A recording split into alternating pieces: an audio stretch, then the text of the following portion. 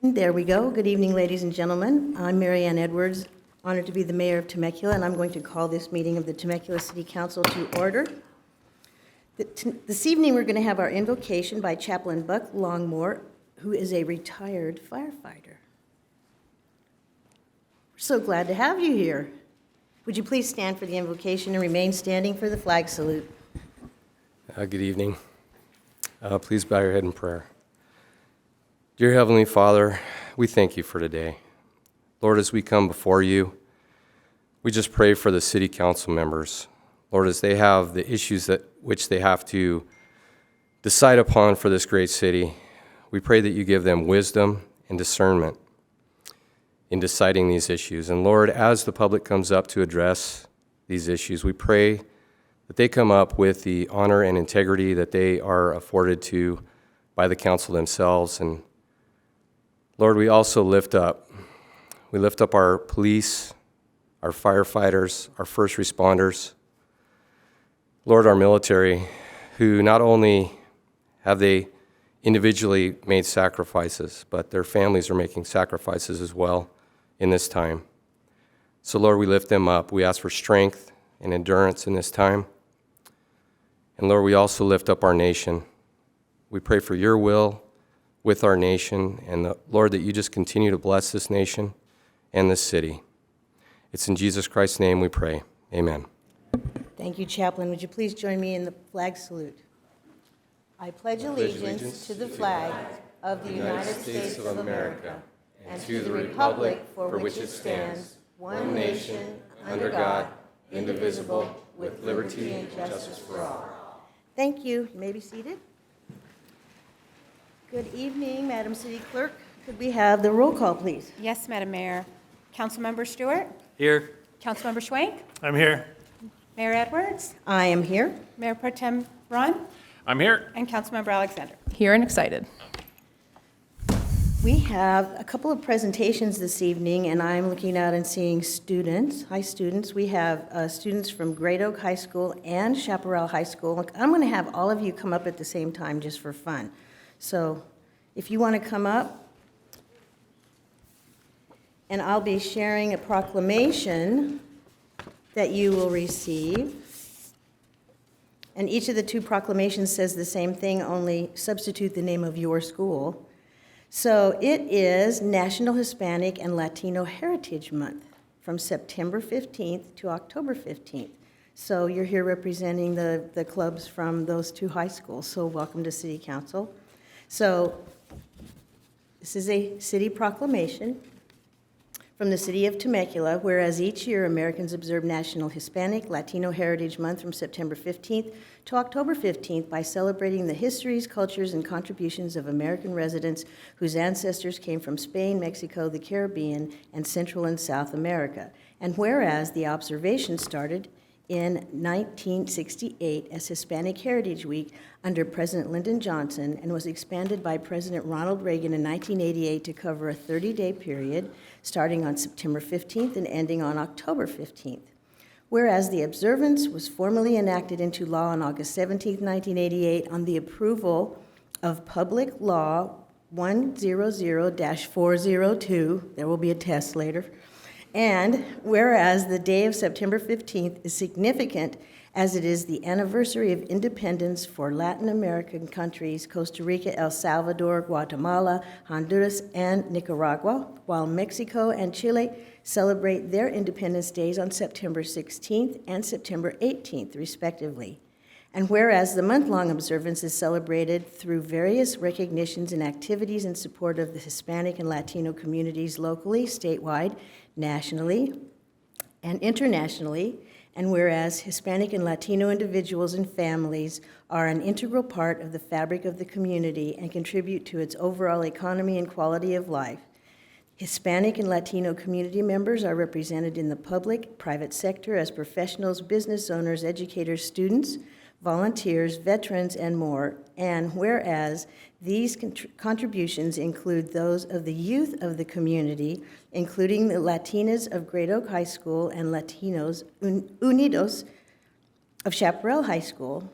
So I, therefore, Mary Ann Edwards, on behalf of the City Council and the City of Temecula, proclaim September 15th through October 15th, 2021 to be Hispanic Latino Heritage Month in recognition and support of all members of our Hispanic and Latino communities. So I'm going to have Mayor Pro Tem, because this is what Mayor Pro Tems do. I'm going to have him shuttle the paperwork. I'm going to have him bring these down. And so we'd love to hear something from you. You have to step up to the microphone though and get pretty close. So tell us who you are, which school.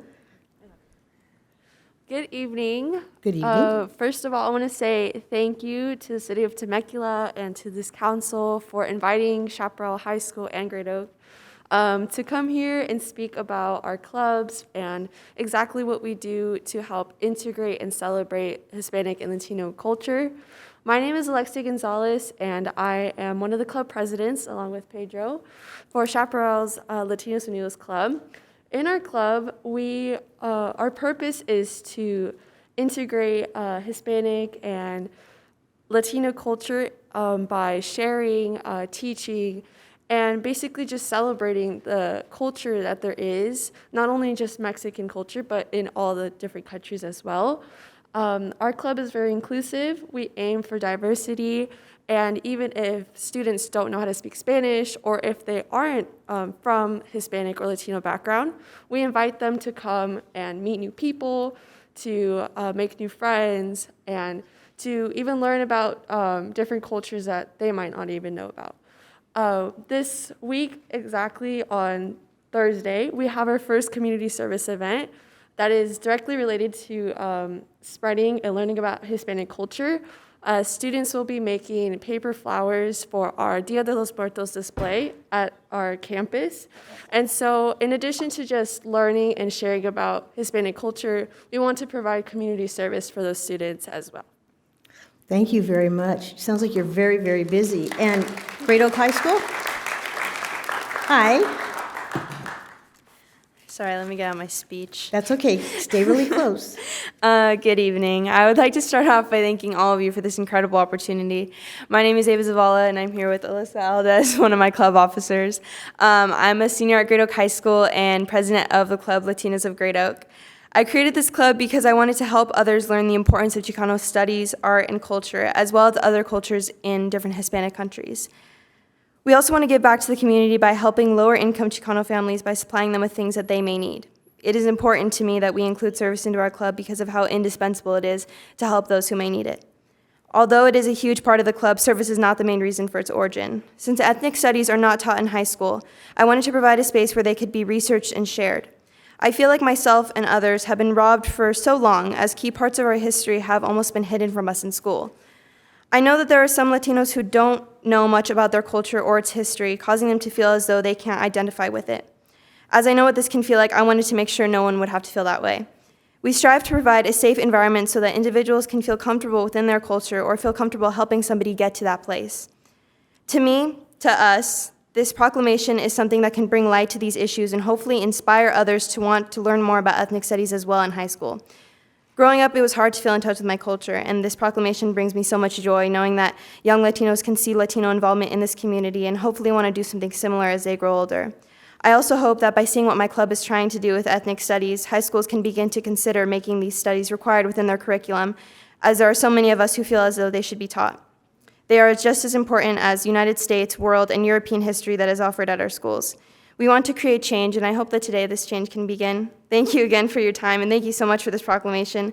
This means everything to me and so many others. You are truly making a difference. In celebration of Hispanic Heritage Month, I would also like to share a poem that I wrote about growing up being Latina. It is called Eyes. Eyes, the pathway to the soul, the truth to my lies, and the source of my cries. For so long, we were told that brown isn't bold, and blue is beauty. Green and hazels were perfect because they weren't dark or lame. My brown eyes were uglier than those blue ones. Why couldn't mine be the same? But hey, look, in the light mine shine like honey. Isn't that funny? If only this could always be light. If only they could shine so bright. I used to think that blue was better, but brown is the color of my family's eyes. It complements our tan skin and dark hair. Maybe we aren't fair with those blue eyes that resemble the skies, but ours are beautiful as they are still so full of life. so full of happiness, sometimes pain. And yes, in the rain they can be dark, but in the light is where they shine. They shine like honey. Isn't that funny? That small little girl who wanted those light eyes, she now hopes others are envious of the brightness that comes with the light and escapes the darkness. Sure, mine aren't blue like the ocean, but mine are strong and dark like spots on a cheetah. Those eyes que son bonita. Now the thing I love most about myself isn't my hair or my smile, but my eyes. Thank you. That's very good. Very, very good. Mayor Pro Tem? So there are your proclamations to share with your club mates or school, however you would like to do that. Congratulations, and have a great month. Might there be food involved at any point? Okay, we have one more presentation, and that is for a proclamation for National Preparedness Month. So, who's coming up for this one, Randy? Michael Alfred, our emergency manager, so. Hey, you have to stand in the well, because all is well in the well. I'm bringing some friends with me. That's fine. Ladies and gentlemen, how are you? Well, this one is near and dear to our heart because these men and women help the city stay and remain prepared. They're vigilant. They keep us up to date. And if you could imagine just all the red tape working with federal and state governments, county governments, it's mind-boggling. So on behalf of the City of Temecula, we have a City of Temecula proclamation. Whereas National Preparedness Month, occurring each year in September, creates an important opportunity for every resident of our great city to prepare their homes, businesses, and our community for any type of emergency, from potential terrorist attacks and other man-made events to natural disasters. And whereas investing in the preparedness of ourselves, our families, neighbors, and businesses can reduce fatalities and economic devastation in our community and within our nation, and whereas injury and loss of life is avoidable when individuals take responsibility for preparing themselves, their families, and their community, and whereas emergency management programs such as its Temecula Alert campaign, the Federal Emergency Management Agency's Ready campaign, the Citizen Corps program, along with federal, state, local, tribal, territorial, private, and volunteer agencies collaboratively working together to increase public activities in preparing for emergencies and to educate individuals on how to take action. And whereas emergency preparedness is the responsibility of every citizen of the City of Temecula, and all citizens are urged to make preparedness a priority and work together as a team to ensure that individuals, families, and neighbors are prepared for disasters and emergencies of any type. And whereas the Federal Emergency Management Agency, FEMA, has announced the 2021 National Preparedness Month theme of Prepare to Protect. Preparing for disasters is protecting everyone you love. And whereas all citizens of the City of Temecula are encouraged to prepare an emergency communication plan, participate in citizen preparedness activities, and visit the city's emergency management website for important preparedness tips and information. So on behalf of the City Council, we are honored to offer you, or to present you with this proclamation. And Mayor Pro Tem Ron, would you like to go down just one more time? So as he's making his way down front, why don't you go ahead, introduce yourself and everyone that's with you. So we'll know who Good evening, everyone Madam is. Mayor, City Council, staff, residents. My name's Mike Alford, and I'm blessed to be the city's emergency manager. And along with me, we have members of our Temecula Citizen Corps, who are a strong group of individuals that support our desire to have a prepared community. And when I say community, I mean the whole community, from the homeless man all the way to the richest person in our town.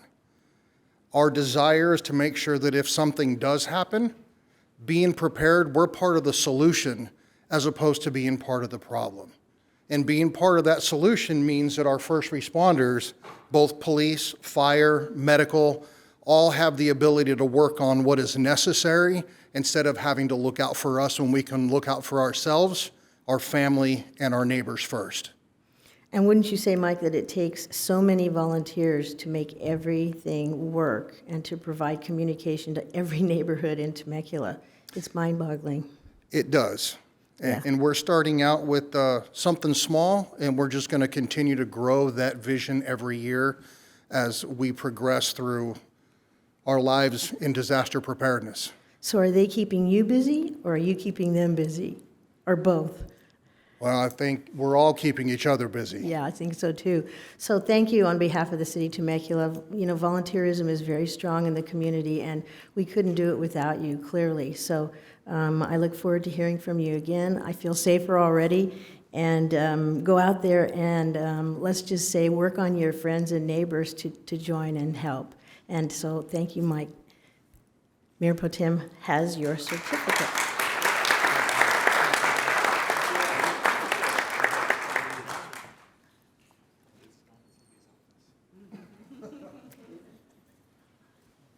Okay, we're going to move on to board and commission reports. So we have community services, and planning was not going to be here, so I'm looking to see, yeah. All right, and Public Traffic Safety Commission. So let's go first with community services. Good evening, Mr. Levine. Good evening. So September is National Suicide Prevention Month. This year's campaign is #BeTheOne2SaveALife. We can all help prevent suicide. The Lifeline provides 24/7 free and confidential support for people in distress, prevention and crisis resources for you or your loved ones, and best practices for professionals. For more information on how you can be the one to help save a life, visit suicidepreventionlifeline.org. For every person who dies by suicide annually, there are another 316 who have seriously thought about suicide but don't kill themselves, and nearly 60 who have survived a suicide attempt. The #BeTheOne2 campaign encourages everyone to learn the 5 steps that can save a life and sharing them with others. 1, ask. 2, keep them safe. 3, be there. 4, help them connect. And 5, follow up. The National Action Alliance for Suicide Prevention and the National Suicide Prevention Lifeline know it is possible to reduce deaths from suicide like we have reduced heart disease fatalities and other leading causes of death. The overwhelming majority of these individuals will go on to live their lives. The untold stories of hope and recovery are the stories of suicide prevention, stories that inform the Lifeline and the Action Alliance's efforts to prevent more suicides every day. In other news, the Community Services Commission met last night here. We elected Kathy Sizemore as vice chair, and we adjourned in memory of Steve Williamson from the Temecula Valley Museum. That concludes my report. That's very nice, thank you. And good evening, Mr. Richardson. How are you? Well, how are you? Good. Okay, I'll be reporting on our last meeting of August 26th of the Public Traffic Safety Commission. We had 3 business items. The first was the presentation on local redistricting efforts, and that was presented by our city clerk, Randy Joel Olson. And just like to say thank you, Randy. We appreciated your thorough knowledge on the subject and your patience with our many questions. There was no vote. This was a receive and file, so we can go to the next slide. Our second business item was the proposed restriping on North General Kearney Road, and this is from Margarita Road east towards Day Middle School, and this restriping is to allow for on-street parking at Long Canyon Creek Park on the south side of the street. We had a 4-0 vote to approve the staff recommendation with 1 seat vacant, and that's because Commissioner Hagel's moved to Planning Commission. Next slide. Our final item was the Inez restriping from Winchester Road north towards County Center Drive. And this was to share the bicycle striping design that will provide connectivity to our Santa Gertrudis bike trail. And that was also a receive and file. So that was our business for August 26th. Any Excellent. questions? Thank you very much for a great report. And now we have our public safety report from CAL FIRE. Good evening. Captain Crater, how are you? Good evening, Madam Mayor, council members, and staff, and of course, our residents here from the city of Temecula. The fire department for August 2021, for the month, we ran 909 calls, 710 of those being medical related, 69 of those being traffic collisions, and 16 of those being fires and other miscellaneous calls throughout the month. We have been steady on a climb for the last 3 months now, and this will be the highest total in the month of August that we've ran in the city since we started the year. Next slide, please. For the fire prevention and planning side and our inspections, plan reviews were, for the month of August, 457. Construction inspections, 423. Annual inspections, 684. And then we had 15 people come into City Hall to inquire about plans. And that concludes my report. Thank you. Thank you. Council members, any questions? No? Okay. We know you're busy. We know it's fire season, so, take care. Be Thank you. careful. All right, Madam City Clerk, do we have any public comments? we do, Madam Mayor. Kate? Would you like to go ahead and? Yes, go. I thought maybe you'd tell me the number, and then I was going to tell you, go ahead. We actually have 9 public comments in person, and then we have 4 via email, and we'll get through as many as we can in 30 minutes. Okay, then a total of 30 minutes is provided for members of the public to address the City Council on items that appear on the consent calendar or a matter not listed on the agenda. Each speaker is limited to 3 minutes. For all public hearing or business items on the agenda, each speaker is limited to 5 minutes. Public comments may be made in person at the meeting by submitting a speaker card to the city clerk or by submitting an email to be read aloud into the record at the meeting by the city clerk. Email comments must be submitted to councilcomments@temeculaca.gov. Email comments on all matters, including those not on the agenda, must be received prior to the time the item is called for public comments. Email comments shall be subject to the same rules as would otherwise govern in-person public comments. Okay, could we have the first speaker, please? Yes, the first speaker is Christine O'Neill, to be followed by Bob Cow. Ms. O'Neill, how are you? Hello, Madam Mayor and members of the council. I'm first, so I'm a little bit nervous. Hey, I'm a homeowner in Temecula. I've lived here since 1989, and I love Temecula. I'm a Temecula advocate. I was at the Ready Commission the other night, and I was very pleased to see Charles and Cassandra from the Temecula Workforce Committee speaking about the wonderful programs that we have in place here in Temecula to help our young people. These are so valuable. I hope that everybody is going to log on to the city and look up these fabulous courses. There's many different ones that would benefit.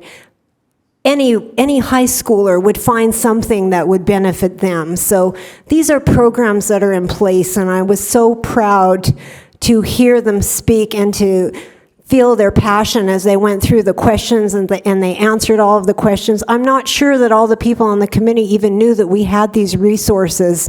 So I'm thrilled. I don't care how the word gets out. I just want the word to get out. Also, I wanted to show the people that you're going to be getting, you have this in the mail, it comes to your house. It is filled with resources. There are some nominal fees, but it's not anything that is exorbitant. There's anything from childcare, mommy and me, things for seniors, young people, couples. It's filled with all kinds of things that would help you and your family. Please take a look at it. One more thing, I can't get up here and not talk about Puesca Mountain Day. We want it. Why do we want it? Because it was a battle that happened in real time here for 7 years. And my husband and I, we met the most wonderful people. It didn't matter if you were a Democrat, a Republican, an independent, if you were born here, if you moved here, if you were young, if you were old. We all didn't want the quarry. and we all fought it out, and we all helped each other.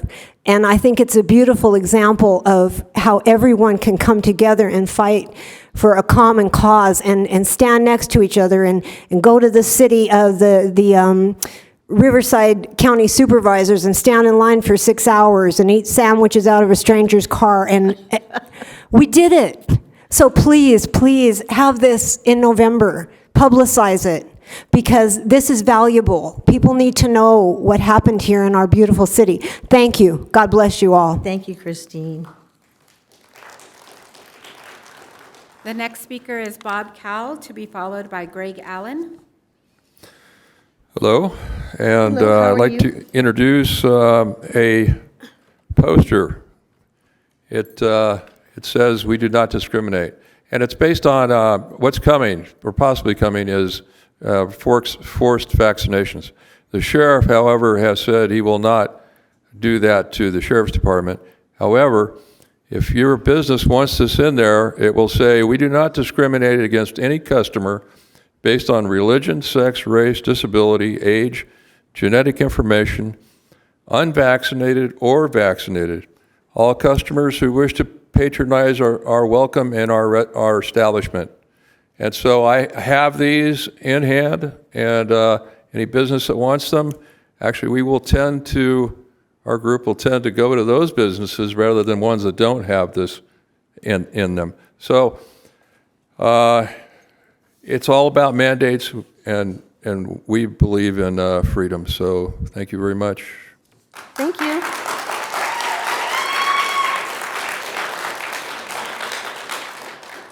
The next speaker is Greg Allen, to be followed by Gary Nelson. Hi. Thank you very much, everybody, for listening to us. I'm here to bring attention to the National Hispanic Heritage Month.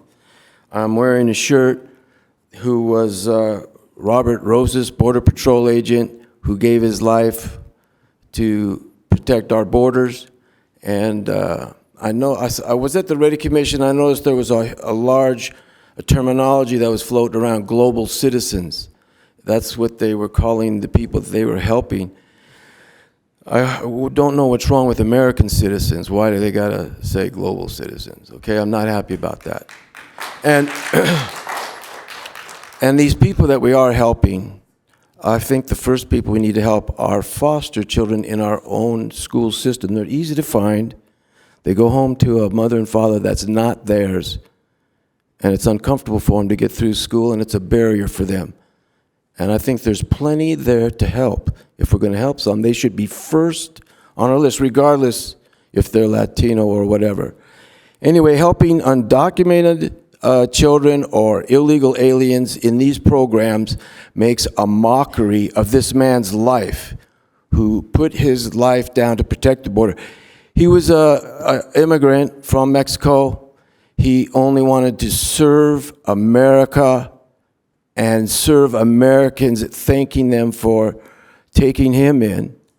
His family, brought him in legally, and he served our country and ultimately paid the ultimate sacrifice.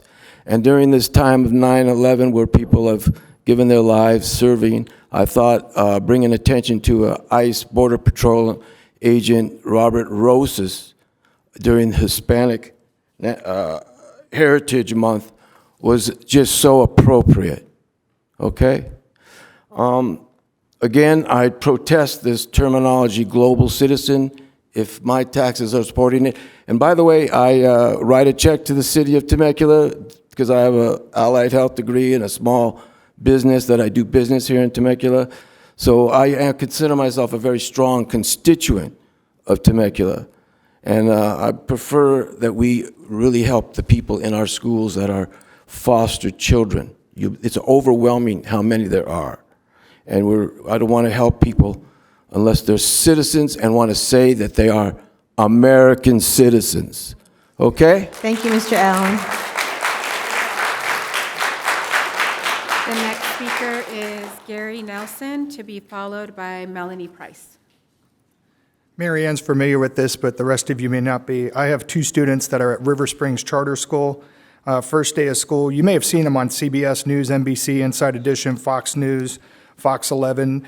They didn't wear a mask to school, and they claim that they have religious exemption from masks. My daughter, who's here, straight A student, has never gotten a B in class.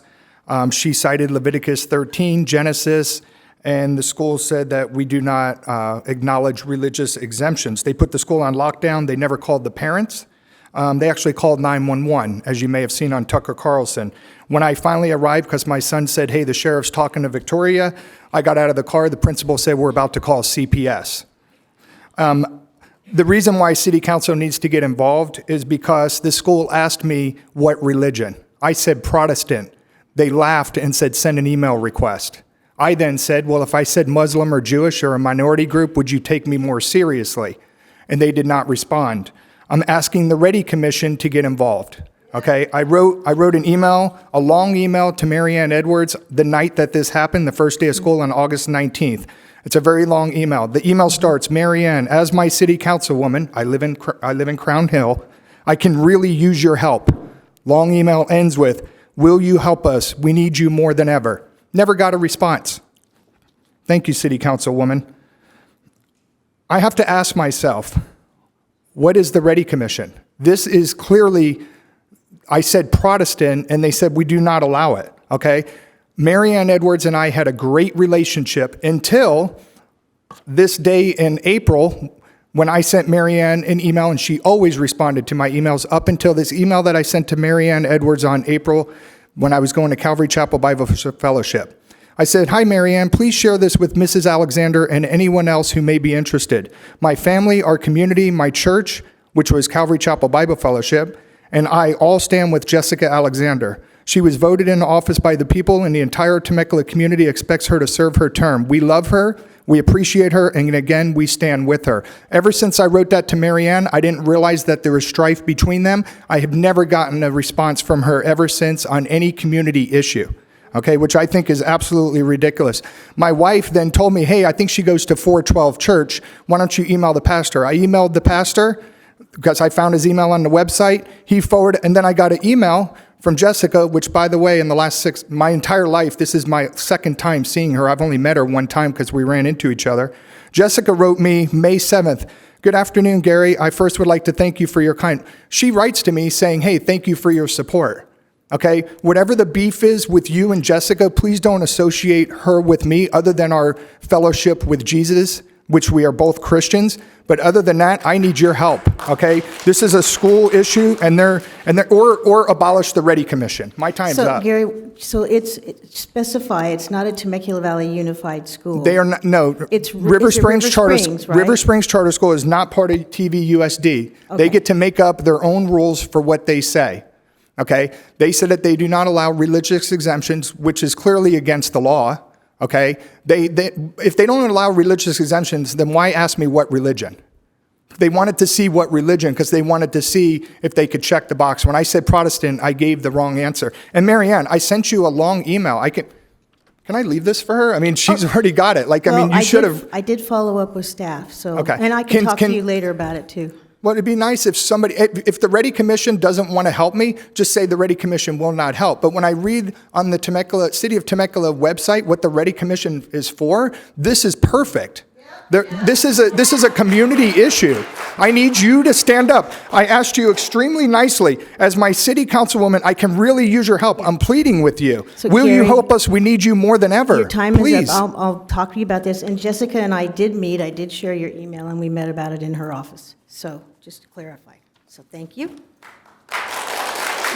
speaker is Melanie Price, to be followed by Sonia Perez. I didn't hear that. Randy, could you repeat? I didn't hear what you... Melanie Price, to be followed by Sonia Perez.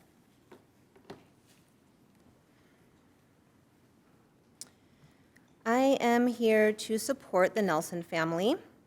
California state law, California Constitution, Article 1, Section 1, all people are by nature free and independent and have unalienable rights.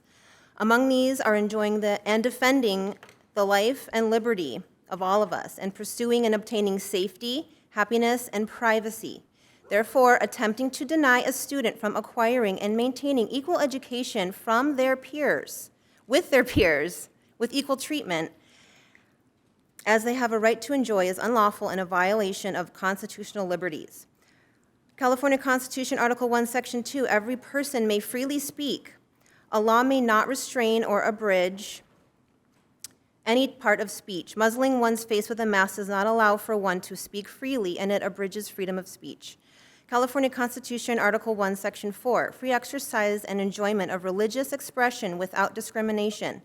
If covering one's face is not or not is part of their religion, no one has authority or jurisdiction to impose any mandate, non-law, order, non-law, code, non-law, or statute.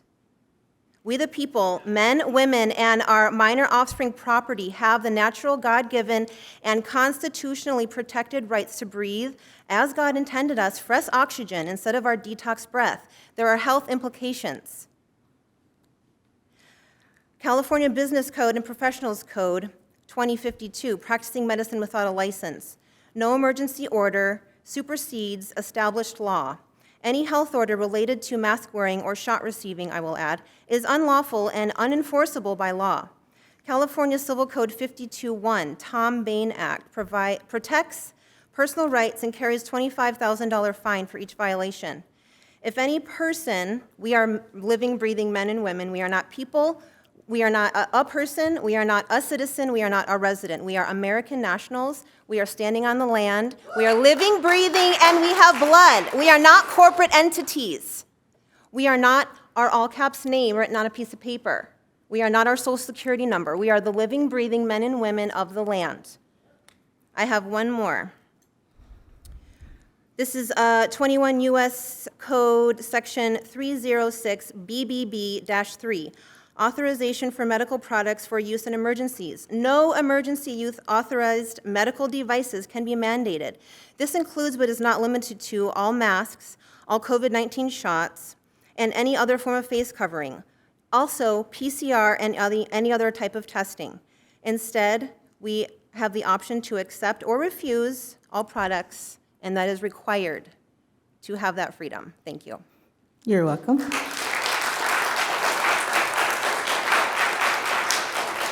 The next speaker is Sonia Perez, to be followed by Doreen Carter. Good evening. I don't see the captain or sergeant, lieutenant, so I'm going to be speaking to all of our sheriff deputies that are sitting out here in the audience. On August 25th or August 19th, thereabouts, Deputy Donnelly was called by the administrator of River Springs Charter after the school was placed on a lockdown for Victoria and Drew Nelson attending school without masks. Aren't lockdowns for active shooters? The administrator asked Deputy Donnelly to arrest these registered students for trespassing. You know that trespassing charge is used a lot to mask the sham of the mask mandate. It is not a law. Mr. Nelson asked Deputy Donnelly if that was true. Could his kids be arrested for trespassing? Donnelly said, with a timid yes, if there are policies and mandates in place. My question to all of the Riverside Sheriff deputies is, are you code enforcement or are you law enforcement? That is a valid question because the masks are a mandate and not a law. Bianco made a statement yesterday that he's a constitutional sheriff. Then if that is so, all deputies need to interpose for and by the people and defend their constitutional rights. Mask mandates are not law.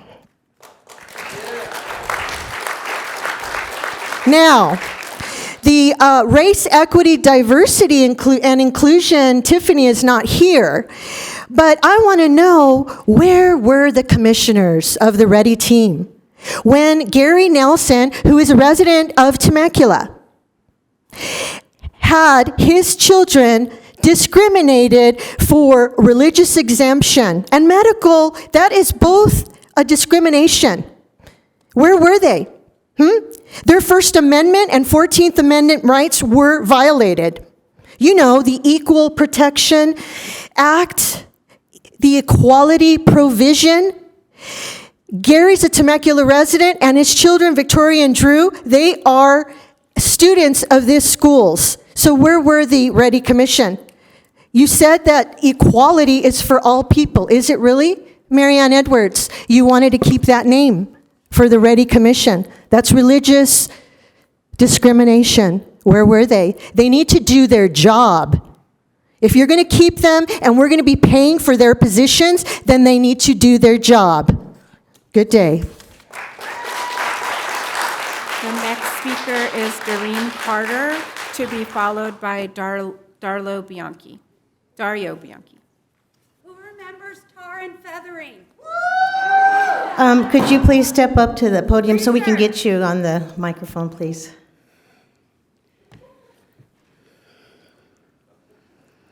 To the Ready team, this is who I am addressing my comment to this evening.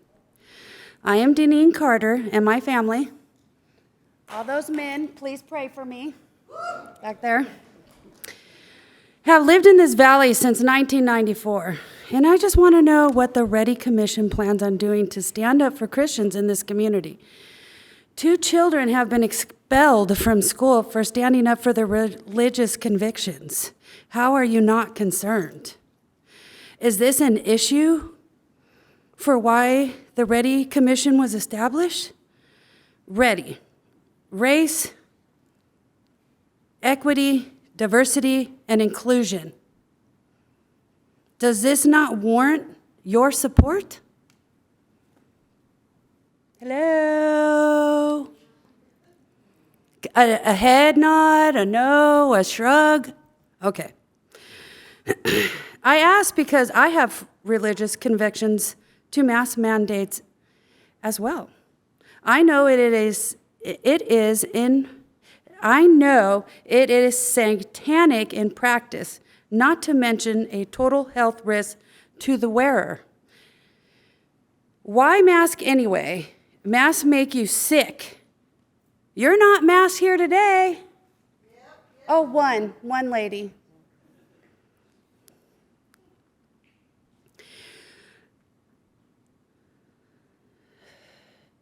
But kids will go to school tomorrow and be forced to wear a mask or be threatened with violence and made out to be villains and labeled trespassers at a public school of choice. That's what a charter school is.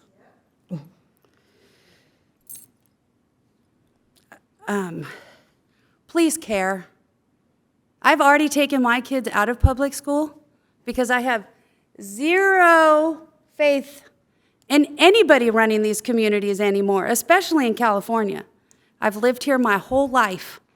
My mother was born here. My husband's mother was born here. We have been in this land for over 250 years. My family has fought and fought and fought. And you know what we have to show for it? Nothing. Nothing. We barely get by. Nobody's out there helping anybody who doesn't fit an agenda. You have 10 seconds. And I just think that's wrong. And I am praying for all of you. And please, God, bless this valley. Thank you. Thank you. The next speaker is Dario. At this point, Who is that? No, I'm sorry, ma'am. You're finished. If you could sit down, please. Could you please sit down? put this Thank on you. ourselves. Speaker Thank you. is Dariobianchi, to be followed by Dariobianchi, and then the Temecula Cowgirl Color Guard. Oh, yeah, could be. Good evening. Good evening. I'm here for the development that tomorrow the city planning will decide for the city. So we don't have any water, number one. Okay, just bear in mind we don't have any water. Okay? Number two, if we want water, we have to go to the state government in Sacramento and ask for allocation of water for 8,000 homes. Number two. Number three, at the freeway exit right here, basically, Rancho California Nets, is impossible to drive. The traffic is horrendous. So my suggestion to the city council and also to the county is to call the people in Sacramento and say, do you want us to build a density home? Fine, we'll do it. You're going to come and build a bridge or an overpass, okay? We need an overpass over there because the traffic coming out from the freeway and going into the freeway block everything. So we need an overpass built by the state government. It's their money they have to spend here. Number two. Number three, 8,000 homes will bring a high carbon footprint. Whoa. In Sacramento, everybody is a walk, okay? They are talking about footprint. What is a footprint? Carbon footprint. So we have 8,000 home building and nobody's talking about carbon footprint. You should bring this to Sacramento and ask them specific to plant 100,000 trees in town before we build the houses. 100,000, okay? Because we want air. We want air, everybody. I don't care if you are Republican, Democrat, I don't care. But we want air. We breathe air and we drink water, okay? So number two. And then I finish, very simple. What the city council, so you, is doing. I want to know, I want an answer. Today, tomorrow, you got to answer at this point. Is doing to help in rebuilding our republics, which is falling apart, okay? Unless you live in the Lolly Land. We need to uphold the Constitution of the United States of America. It has cleared that, okay? This is the law of the land, okay? So basically, we need to, at this point, to go to work.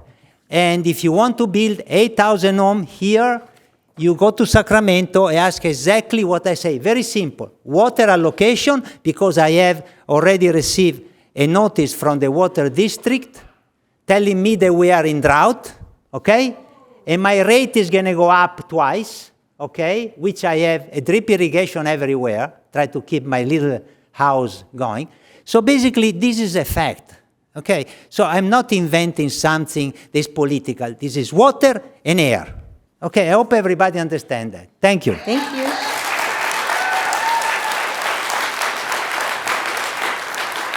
So I don't have a name, but the Temecula Cowgirl Color Guard, and then Bridget Green. Good evening. Good evening. My name's Ariana, this is Jamie, and this is Bella. We are members of the Horsewomen's Association, formerly known as Horsewomen of Temecula. We are best friends and sisters.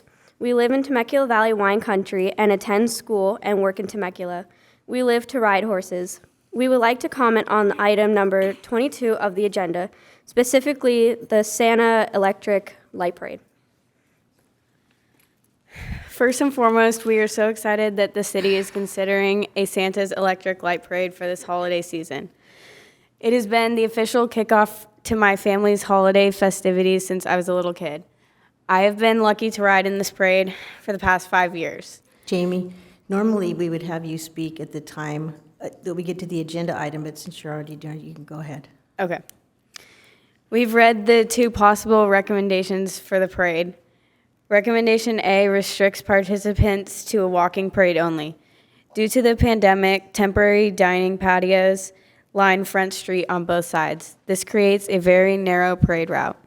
Although recommendation A does not specifically exclude horses from participating in the parade, we believe the narrow street with the addition of temporary patios may potentially create an unsafe condition for spectators. Horses are important to spectators in the Temecula Valley because they remind us of the crucial role they played in our history. The Temecula Valley was rich in ranching and farming. During the mid-1800s, the Butterfield Overland Mail Company delivered mail and goods. Temecula was one of the stops along the Butterfield stage route. Horses continue to play an important role in our valley. The Galway Equestrian Center is a premier multi-use facility spanning 242 acres, 400 permanent horse stalls, a 1-mile racetrack, 5/8 mile training track, polo field, 14 arenas for training, and Olympic-level competition. Next, the California Ranch Company in Temecula, established in 1859, is home to premier Western horse competitions.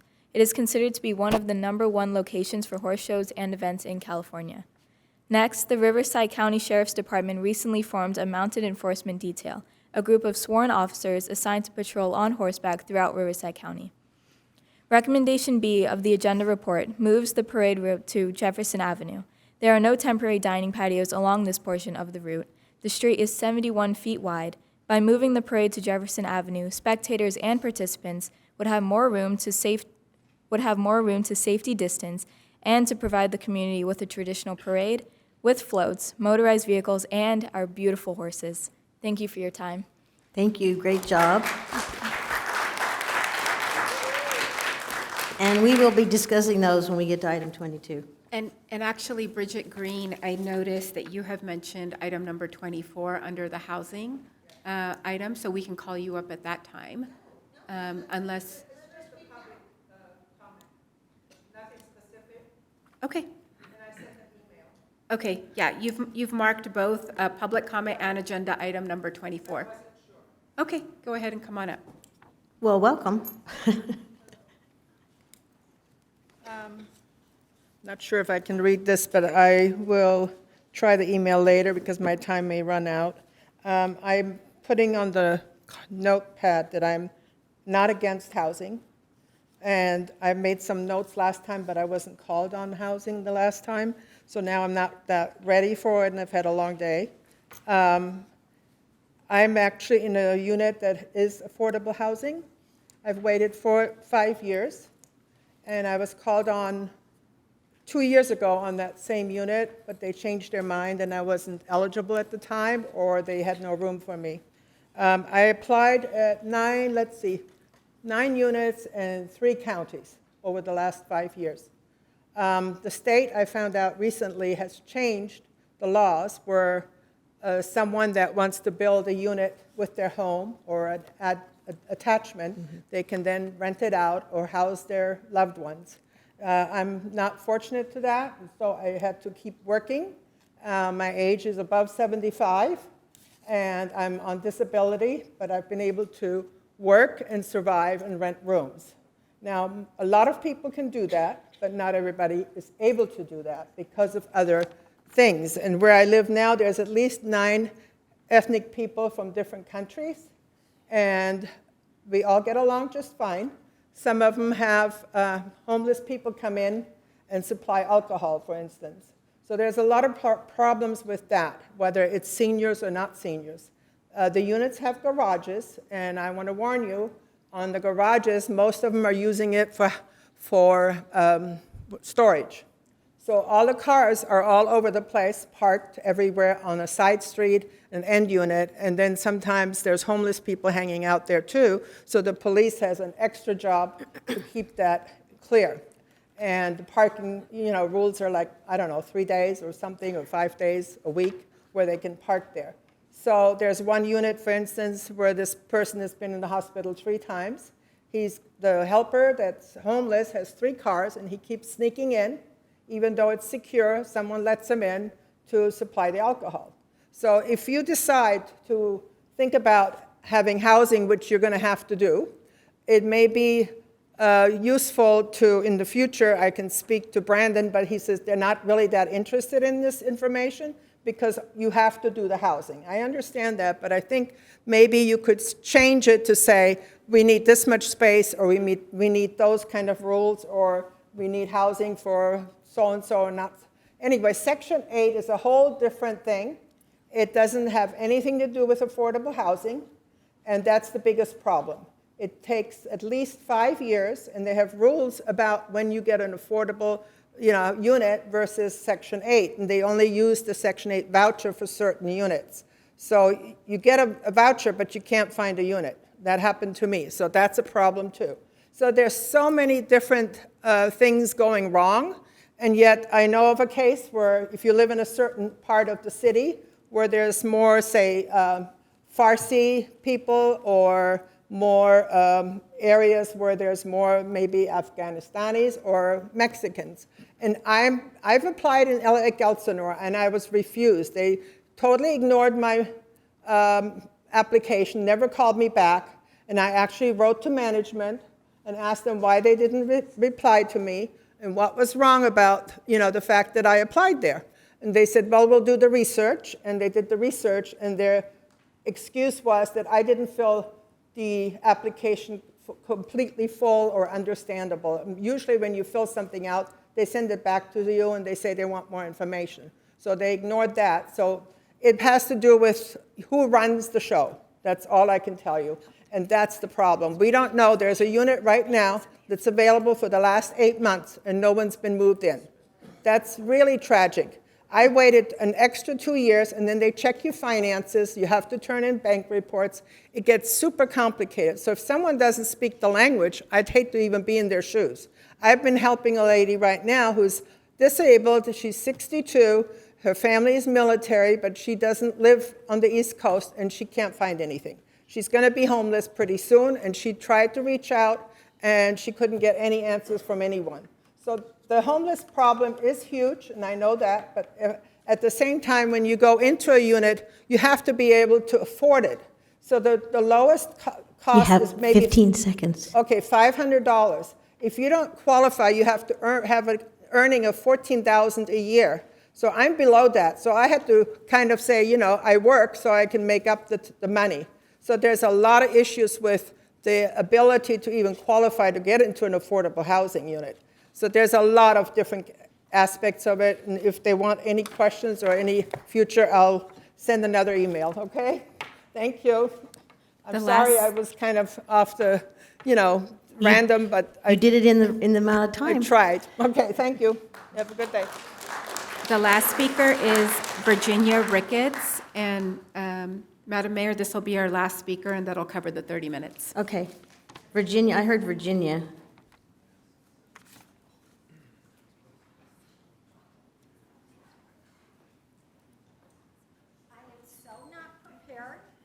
No idea that I was even going to be allowed in here because I'm not. Get in front of the microphone so we can hear you. There you go. I'm so not prepared. I wasn't sure that I was even going to be able to be allowed in here to speak. So this is going to be extremely random. My agenda is to get rid of the evil agenda that is happening with our government. Every single one of you. I don't know how you can sleep at night. Yeah, that's right. Our rights and freedoms under the United States Constitution is very much at stake. We have 2 students who got kicked out of their school. That is so incredibly wrong. So since I only have 3 minutes, because I could go on for 3 hours, and my notes, again, are extremely random. First of all, you still have 2 minutes left. Okay. All right. So where do I start? Do we have a White History Month? Do we? Okay. I'm white. Does anybody see that I'm white? Yeah. Guess what? I'm not racist in any way, shape, or form. This is one of the problems, is that the very corrupt higher-ups have created racism that we really didn't have, and that is to create chaos and division against us. We need to unite and fight. Today is a day of hopefully big change with our Governor Newsom. We are fighting so hard for a recall where he should actually be having a military trial right now for crimes against humanity. How many governors in the United States? There's at least 6 that should be in Gitmo with a military trial for crimes against humanity. They are responsible for a lot of deaths. They brought in sick patients with COVID-19 into facilities with senior citizens that died because of that. There are so many other wrong things. We should not be a sanctuary state in any way, shape, or form. We should not have a sanctuary city. Okay, another thing, I'm from Michigan. I was shocked at how you throw money and coddle illegal aliens. They are criminals that came here illegally. What about the people who are homeless, that lived here, that pay their taxes? I'm homeless. I've been here 35 years. 15 seconds. I was a homeowner. Now I'm not. That other lady was very correct. Been homeless for about 7 years here. Not getting any help in any way, shape, or form. You know why? Because I'm white. Your time is I don't up. need rehab. Thank you. I'll do this again.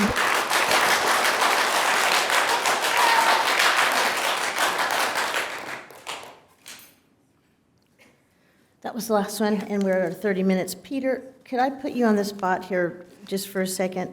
So with the whole charter school thing and the children and potential violations, could you address that and say, where's the city's I position? really can't at this point because I don't know anything about how the charter school is organized. So if it's a federal violation of civil rights or something, what role does the city play? Well, the city doesn't really have any role. They'd have to address that with a private lawyer or with the one of the federal commissions. So it goes civil to a rights. federal But commission or? I don't know enough about this to Okay. even comment on it, so. Okay, so. The Ready Commission, that's it, just the Ready Commission. Okay, thank you. Okay, so moving on to council comments, as soon as I get back to it. Okay, city council reports, and Stu, yes. Yes. You're gonna go first. Okay. So I got tagged on a Facebook comment with a left turn signal that was stuck. And so it was kind of bizarre because they were on Facebook talking about what can I do? Who can I contact? And so I responded, I'll be your contact.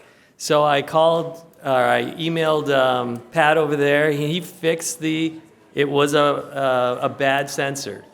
And then I was just driving around town and I hit a couple of bad sensors. So I texted Pat over there, and sure enough, they were bad sensors again. So my point is, we have what's called a city app. And on this city app is the ability to talk straight to Pat over there on any issue that's happening in the city of Temecula, whether it be streets or, you got a limb that falls down and it's like, who do I call? And so I've got a quick little video that's going to be played of exactly what you need to do to actually contact somebody. Take her away, video.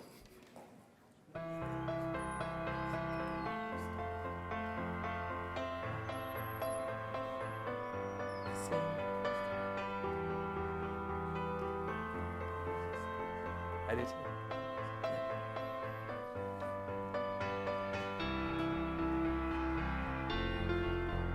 It's literally just that easy. You can point out exactly which signal it is. So there's no guesswork for Public Works. They can actually go straight to that signal. Potholes, they'll fix that in one day.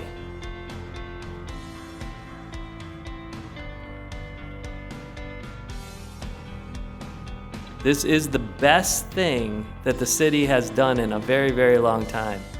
Is you can literally contact anybody at the city level, even to contact one of us.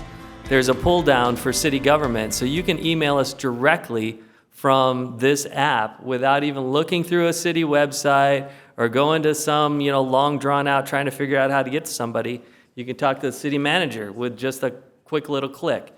So if you don't have that app, it's so easy to put on your phone.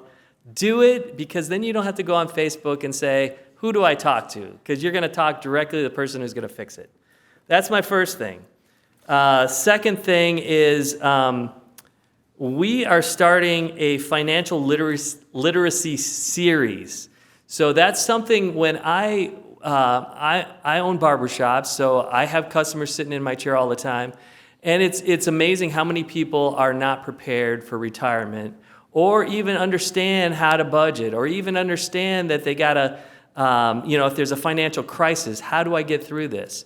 So the city has created a 3-part series starting October 13th, 20th, and 27th from 5 to 7 p.m. at the EV2, which is the old City Hall over there on Business Park. And so they're going to go through basic building a better budget. What is a budget? And this would be great for a kid. Kid maybe going to college, has no idea about financial responsibility. This will be a great opportunity. October 20th is rebuilding after a financial crisis. So literally, a lot of people have just went through a financial crisis with COVID. And so we're going to be giving you, we actually have a group coming in. Who is it? Altura Credit Union is actually going to come in and actually provide these classes. So the city the city is just facilitating it. But rebuilding after a financial crisis. And then the last one is 10 steps to financial success. Again, not everybody had a rich daddy. And so, no one, you might not have had someone who could tell you how to get from here to here. And so this would be a great opportunity for people who literally do not have any financial history or knowledge to kind of pick up a little something, and it might trigger something else. And, so you might want to encourage your kid going off to college, or your military son or daughter who just got back and they're starting their life from scratch again too. So this could be a great series for virtually anybody. And then thirdly, everybody knows about the horrible tragedy that took place with the 13 military that was killed on August 28th. And there they are. A lot of people don't know, but I'm going to tell you that the unit that the Marines were from the 2-1 out of Camp Pendleton. And so they are actually coming home in the next few days. I can't give you a date because they won't even tell me. But the city has made a banner to put on the freeway, the Santiago Bridge. So as they're coming home, they're going to see City of Temecula supports them and Welcome Home Marines. So yeah. And you got to remember, these guys died, but I guarantee you, the guys that worked with them died a little too. So we need to show them support, okay? Off to a slightly lighter note, the Vail Ranch, I found it interesting when the horse girls were talking about horses and the Butterfield stage mail that came through Temecula. Well, a lot of people don't know that Vail Ranch headquarters that's there off of Temecula Parkway right next to Kohl's, that is actually the location that Butterfield stage went through. And so, and ironically, I'm actually driving the train this Sunday night from 4:30 to 7:30, and it's for the Historical Society. So every dollar that goes to the train goes to the Historical Society. I knew you were going to talk right. about driving the train. But also, a lot of people don't realize that the reason why that Old Town Temecula doesn't exist there is the train came right through here. And so basically all the commercial shifted from South Temecula into here because this is where the train was going to stop. So it's a very cool part of Temecula history over there. The oldest building in Temecula is in that little section from 1867, the Adobe building there. So there's just a lot of cool history. So if you haven't been there, come by and get a train ride on Sunday night. I knew it, Tom. Right. Tom and I had a bet. Tom, I win. Okay. Thank you, Stu. So anyone else? No? I've got. Okay, go ahead. Yeah, I have a slide, I believe. Excellent. Okay, so I'm pretty excited. I know Mike talked about this earlier, and I just found out more about this this program that our city puts on 4 times a year. So I'm very excited that I'm going to be at it, and I'm hoping and praying that more people are going to join me, staff, council members, commissioners. We'd love to be able to see all of Temecula actually jump on this. It's called the Community Emergency Response Team, and it's all about disaster preparedness. And this is definitely right up my alley, and I am so glad to hear that there are right now 36 active volunteers that are trained through CERT. Temecula has 110,000 residents with only 40 firefighters, 10 sheriff units, and 3 ambulances in the city all at one time. It only matters of the time before there's a major incident, it's only going to be a matter of time before there's a major incident in the city, earthquake, weather-related event, or something. CERT trains our residents to be ready emotionally with proper supplies to sustain themselves for several days until outside help can arrive. CERT also trains residents to help their neighbors, first aid, minor rescue, etc. The Temecula Citizen Corps provides the training for city residents twice a year, with the next training coming up last weekend in September. So there's 2 for adults and actually 2 for teenagers. So I urge that if your children need something to do, want to try and find out some new training, some different things on how that they can help the community and even yourselves, I strongly suggest that you guys come through. It's only $25, and that really only goes to your breakfast, lunch, and dinner. So it's starting on the 23rd, which is on a Friday, but it starts that evening. And again, I'll be over there, and we'll be having a lot of fun training with that. So number 1, I just want to say thank you for that. Number 2, I just want to touch on something because I've received many phone calls, and obviously we've had some people come here as well to the dais as well, and I spoke to my staff before about this. I've had tons of constituents come of a variety of vaccine-related issues. And so that being said, I want to be able to be that bridge for our city to be able to get information that maybe can help them. We have our military, we have our nurses, our doctors, teachers that possibly could be losing their job here in the next couple months. And so my heart really goes after, for those people. And it's going to be affecting my family as well, right at home. So that being said, I urge you, one of the areas that I've been looking into is what's called TemeculaStands.com, and you can go there, again, TemeculaStands.com, and you can get more information. There's blog information, but the biggest thing is I want you to make your own decision. I want you to take the information that's there and look for what's good for you and your family, but being informed and being educated is going to be most empowering for everyone. That being said, I just want to say that I'm standing with you. I'm standing for the freedom of the Constitution. And so I just thank you. And just remember, there's no fear. Thank you. So Mayor Pro Tem Ron and I have a report to give, a report out from the Public Safety Ad Hoc meeting. So on August 24th, the City Council was referred a matter of the local emergency declaration to the Public Safety Ad Hoc Subcommittee, and that is Mayor Pro Tem Ron and I. So we met on August 31st to review the matter and discuss all of the, all the issues. So right now, with the way things are right now, all authority under the local emergency declaration provided to the city manager, such as contract and agreement execution, was returned to the City Council. So that has come back to the City Council. There are no services and programs being provided under the declaration.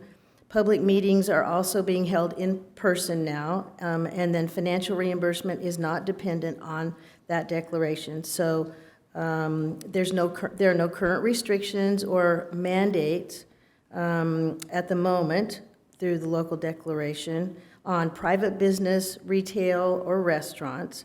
And then AB 455 is the bill that would have required vaccinations for certain industries in the state, and that was withdrawn by the author. So there will be no mandatory vaccinations. And then the subcommittee also received a presentation from Darlene Wetton, who's the CEO of Temecula Valley Hospital, to get an update on the status of the availability of beds and the status of the ICU. And then we also received a presentation from Kim Swatari, who's the Director of Riverside County Public Health. And then Mayor Pro Tem is going to touch on the information that was provided by the medical professionals. Thanks. Yeah, so it was interesting to get a report back from the hospital because, you know, we don't really track their numbers directly all the time.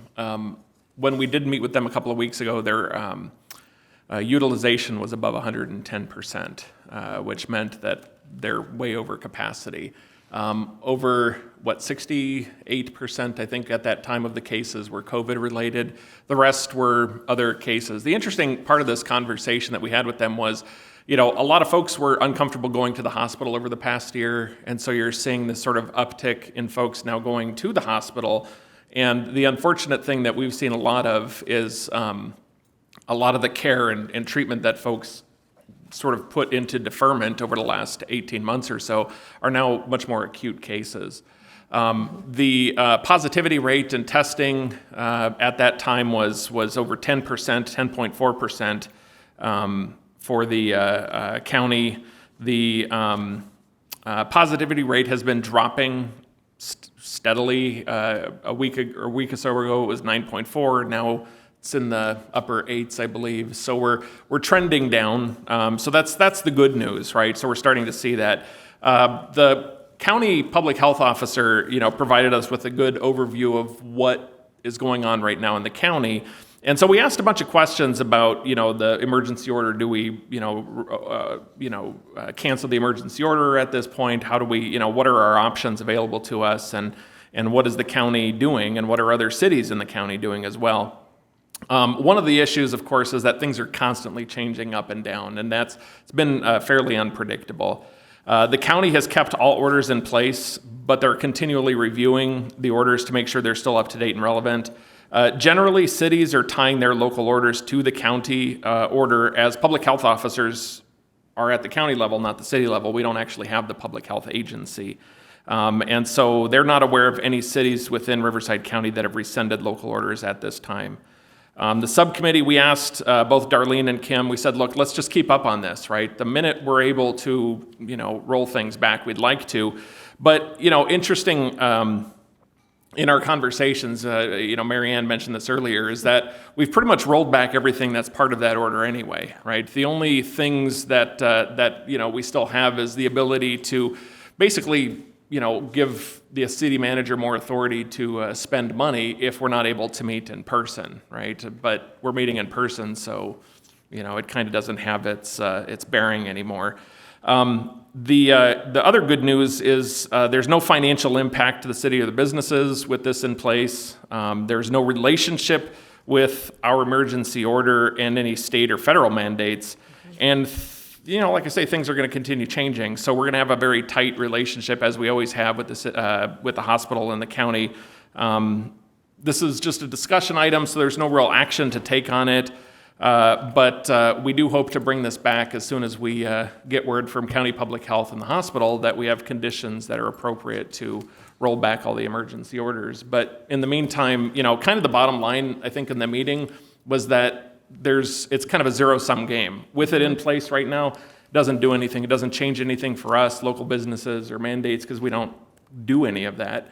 And then, you know, keeping it in place, it doesn't really do anything financially either. So, you know, so the sense is as soon as the county makes those decisions as a public health agency, then we'll be happy to oblige. And that's kind of the end of that report. Thank you, Mayor Pro Tem. I do have a couple other items. And proceed. All right. So since we are talking about public safety, I do have one slide. So if you recall, about over a month and a half ago or so, I asked that the city participate in a grant through CAL FIRE for fire prevention safety. At the south end of town, along Temecula Creek, and the I-15 corridor there, it's a high-risk area for fire issues, one of the higher-risk areas for us in the community. The problem with that area is it's a bit of a challenging hodgepodge of variety of ownership. You have cultural resources, you have biological resources, you have watershed management, water quality. You have homeless encampments, just everything you could possibly imagine. It's this nexus for like everything coming together. And the problem with that is we also have a high fuel load and a pretty significant fire risk potential as well. And so navigating that landscape within either state or federal jurisdictions so that we can do the fuel reductions and thinnings and be able to get the clearance to make that part of our community safe is extremely challenging.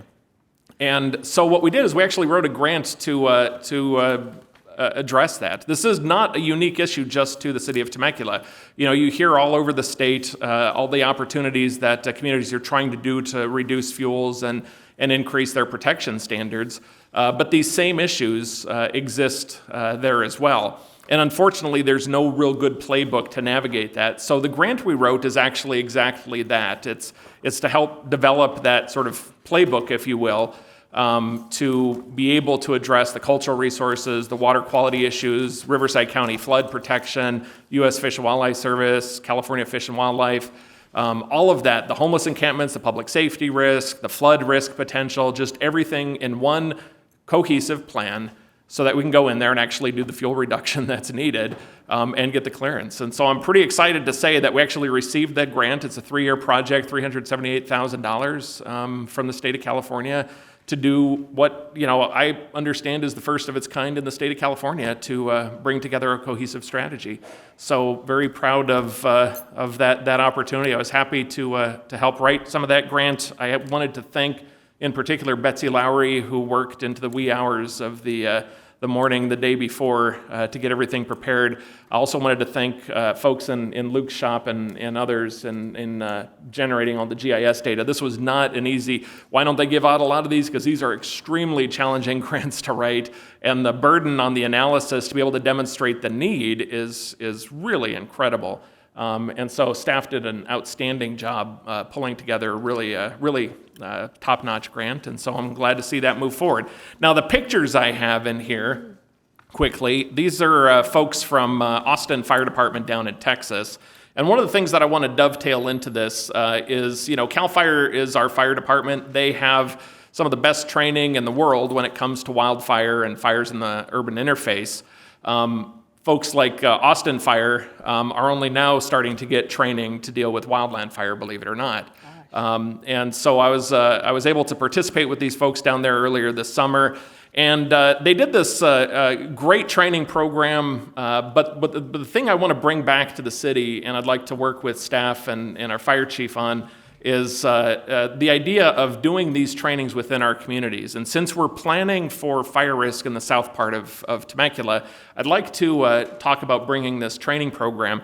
The good part about this was it brought in departments. All of our first responders from the region, you know, can come in and get trained in one area. You work directly with the HOAs and the neighborhoods, and you actually kind of simulate, and you'll see it's probably hard to see in the picture, but there's little signs that are placed, and it says, you know, there's a fire on the shed, there's a fire at the patio furniture, there's, you know, these different things.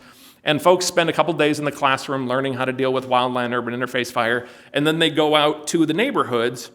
And it's a great audit on the neighborhood as well, right? So all the neighbors come out and they look at, you know, all the potential risk, and they realize that, yeah, maybe I shouldn't have wooden, you know, furniture stacked next to my house, and, you know, all of the things that you tend to, you know, have as far as risk. And so it's a great audit of the neighborhoods to help folks understand how to protect their own property. And it's a great opportunity to bring all of our mutual aid into the city and get some training. So people get to know their own neighborhoods and know how best to protect them. So pretty excited about that opportunity and look forward to working with everybody on that. Okay, so my last thing, and you can drop the slide. My last thing is, you know, on my way here, there was a traffic collision at Valentino Way and Vail Ranch Parkway. It's a pretty serious collision by the looks of it, and it's not the first one that I've seen there in a short period of time. So I'd like to just see if Public Works, if we could take a look at the intersection at Valentino and Vail Ranch.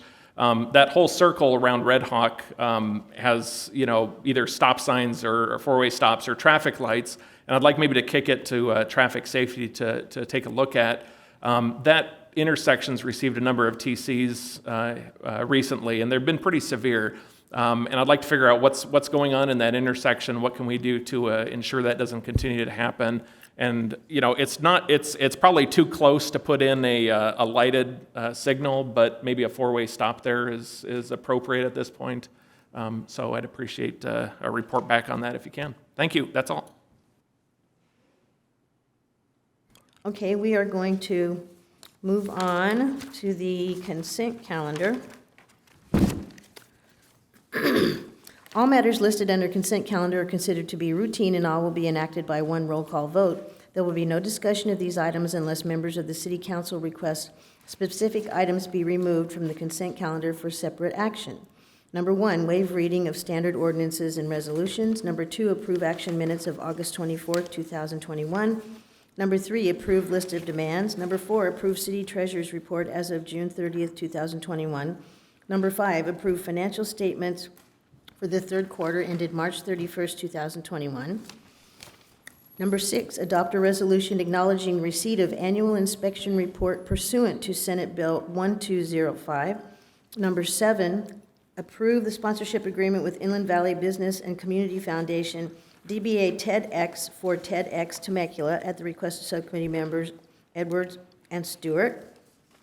Item number 8, approve the sponsorship agreement with the Valley of the Mist Quilt Guild for the Old Town Temecula Outdoor Quilt Show at the request of subcommittee member Edwards and Stewart. Number 9, approve the purchase of the fiscal year 2021-22 Microsoft software licenses with CDW-G. Number 10, approve the purchase of fiscal year 2021-22 software support and maintenance for Tyler Technologies suite of products. Number 11, approve additional appropriation of vehicles and equipment funds for the purchase of 2 medic squad vehicles. Number 12, approve cost participation agreement between the City of Temecula and Eastern Municipal Water District for sewer pipeline relocation and improvements related to the Nicholas Road and Cayade Gearsall project.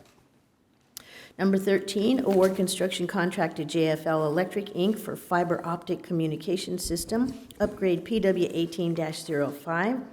Number 14, authorize the purchase of traffic signal controllers for the fiber optic communication system, upgrade project PW 18-05. Number 15, approve the purchase of the fiscal year 2021-22 Hexel Storm HPE support and maintenance for the citywide surveillance system infrastructure. Number 16, award a construction contract to Marin Concrete Construction, Inc. for the sidewalks of Old Town Improvement, 5th Street, Front Street to Marietta Creek. And we're going to, Marietta Creek, and that's PW 2002. And then number 17, approve an agreement with Mariposa Tree Management, Inc. for citywide tree trimming maintenance services for fiscal year 2021-22. And we're going to pull that item for staff reevaluation. 18, accept improvements and file the notice of completion for citywide concrete repairs fiscal years 2021 PW 20-10. Ooh, busy. I need a motion. I'll move consent. Okay. Mayor Marianne? Oh, yes. Hi, I got a quick question. I just wanted to ask Pat, question for you, I don't need to pull anything. I'm just looking for numbers 13, 14, and 15. Just for clarification, just for the residents, exactly how does the city see it as being beneficial to the city? What does that look like as far as the flow of traffic? And I know there's sometimes a concern of audio, and what does that look like as well? And that's a lot, I'm sorry. Sure, I'd be happy to answer that question, Councilmember Alexander, and give you a little more information on this project. So the project name is the Fiber Optic Communication System Upgrade, and actually the project includes quite a bit more than that. So the project involves the 3 main east-west corridors in the city, so Winchester Road, Rancho California Road, and Temecula Parkway. And what's included in the project is, first of all, adding and improving the communication systems between the traffic signals on those 3 corridors. We have 41 traffic signals in total on those 3 corridors. So we're adding communication links, including fiber optics, to bring those communications back to City Hall for all of those traffic signals. We're replacing the controllers or the computers that control each one of the traffic signals at all 41 of those locations. We are adding some additional surveillance cameras at 15 intersections, specifically for the purposes of just monitoring the video of the traffic activity at those intersections as part of this project. And then lastly, we'll be implementing new timing plans for each of those traffic signals to coordinate the flow of traffic along those corridors. So that's what's included in this project, and that involves both items 13 and 14. And also the funding for this project, about 3/4 of the funding is coming from a state of California grant known as the Highway Safety Improvement Program that was awarded to the city in 2019. So that is a summary of that project, and we really hope that it's going to make the flow of traffic along those three corridors, those three main east-west corridors in the city, significantly improved once this project is implemented. Okay, and then just a couple other things is how long and where does it get stored? The video? Yes, sir. So the cameras that record the video at those intersections, that is part of the citywide surveillance program. So we do record the video at those cameras as well as all the other cameras we have in the city, and that video is stored for 1 year. So it's taken live at the time, it's stored for 1 year, and then it is discarded. And then there's no audio of what I'm No understanding, audio right? recording No at audio. all. Excellent. And so what I'm understanding, and just correct me if I'm wrong, what I understand from my staff is that, listen, I hate red lights. Period, I hate red lights. So my staff explained to me that they're going to try and get the flow so that way we don't hit red lights as much or as often, hopefully. So it could increase the flow of traffic a lot easier in these locations. So that's our understanding, and we're hoping it works out perfectly. Yes. So thank you. Okay, so I have a motion, and I need a second. Second. Okay, so let's go ahead and vote.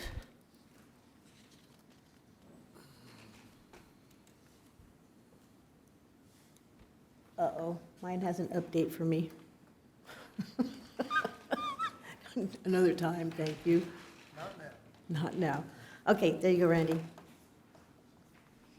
All right, that is unanimous for consent calendar, so I'm going to recess the Temecula City Council meeting to the scheduled meetings of Temecula Community Services, Success Agency, Redevelopment Agency, Temecula Housing Authority, and/or the TPFA. So I got to say TPFA. There you go. Thank you very much, Madam Mayor. I'll call tonight's Temecula Community Services District meeting to order. Since we all remain in the in-person setting, we'll go and dispense with that roll call. Do we have any public comments other than the one we'll note from earlier? We do not have any additional comments. Great, thank you so much. We'll dispense with those rules, and we will move on to our consent calendar. All matters listed under consent calendar are considered to be routine, and all will be enacted by one roll call vote. There will be no discussion of these items unless members of the Temecula Community Services District request specific items to be removed from the consent calendar for separate action. Item 19, approve action minutes of August 24th, 2021. Item 20, approve financial statements for third quarter ended March 31, 2021. And item 21 is approve a First Amendment with Garden State Fireworks, Inc. for an additional fireworks display. With that, I'll entertain a motion to approve consent. Move approval. Second. We have a motion and a second.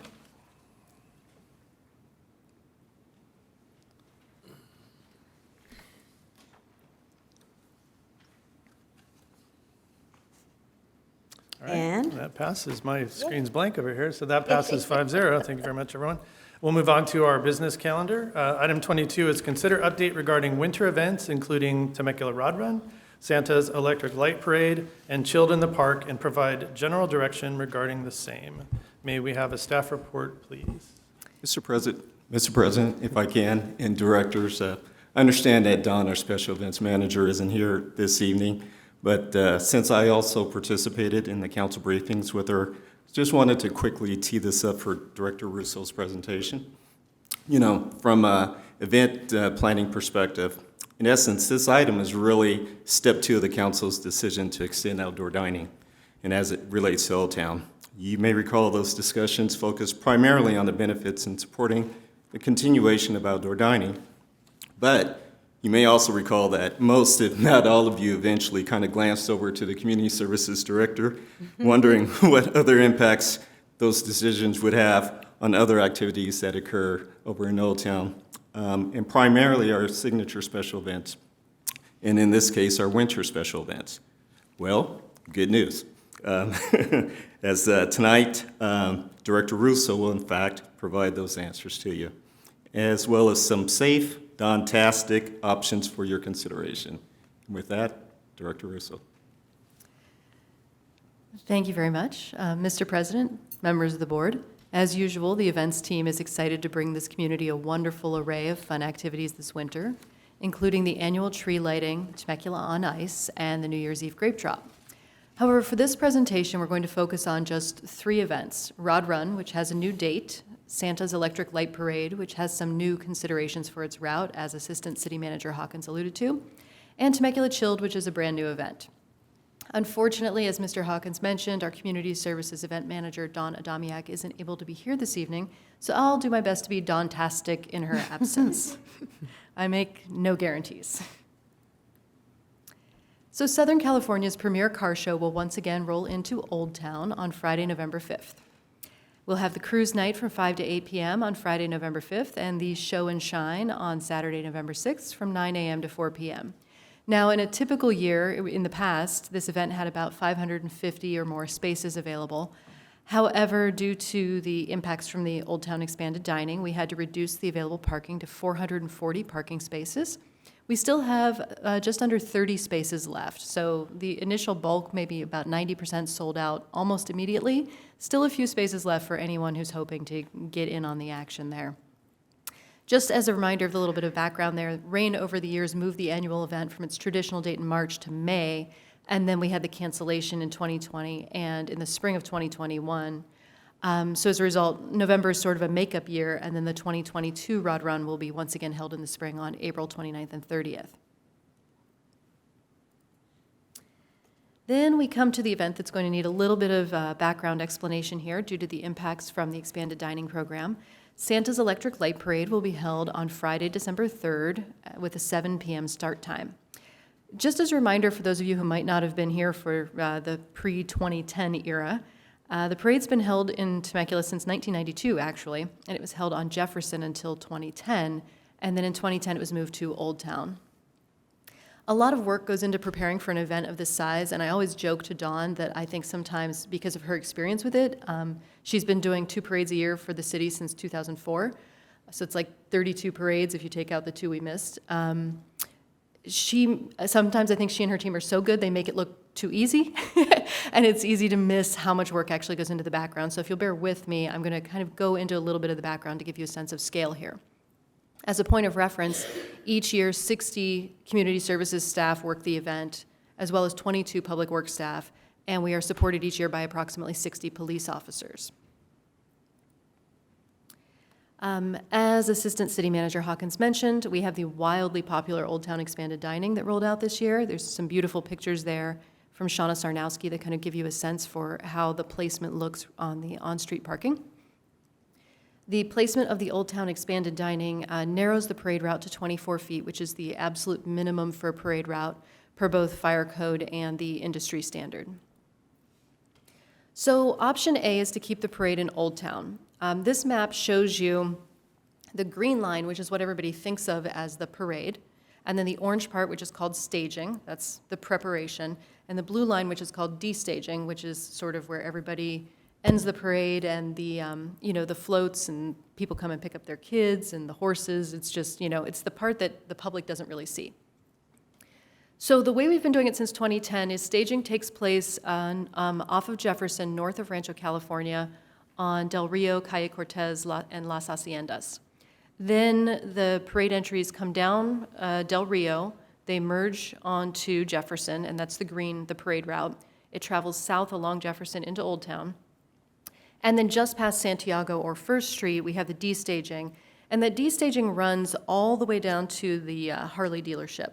So we're pretty limited on how far south we can take the parade because then we run into the 15, and there's a limit to how close we can get to that with the destaging.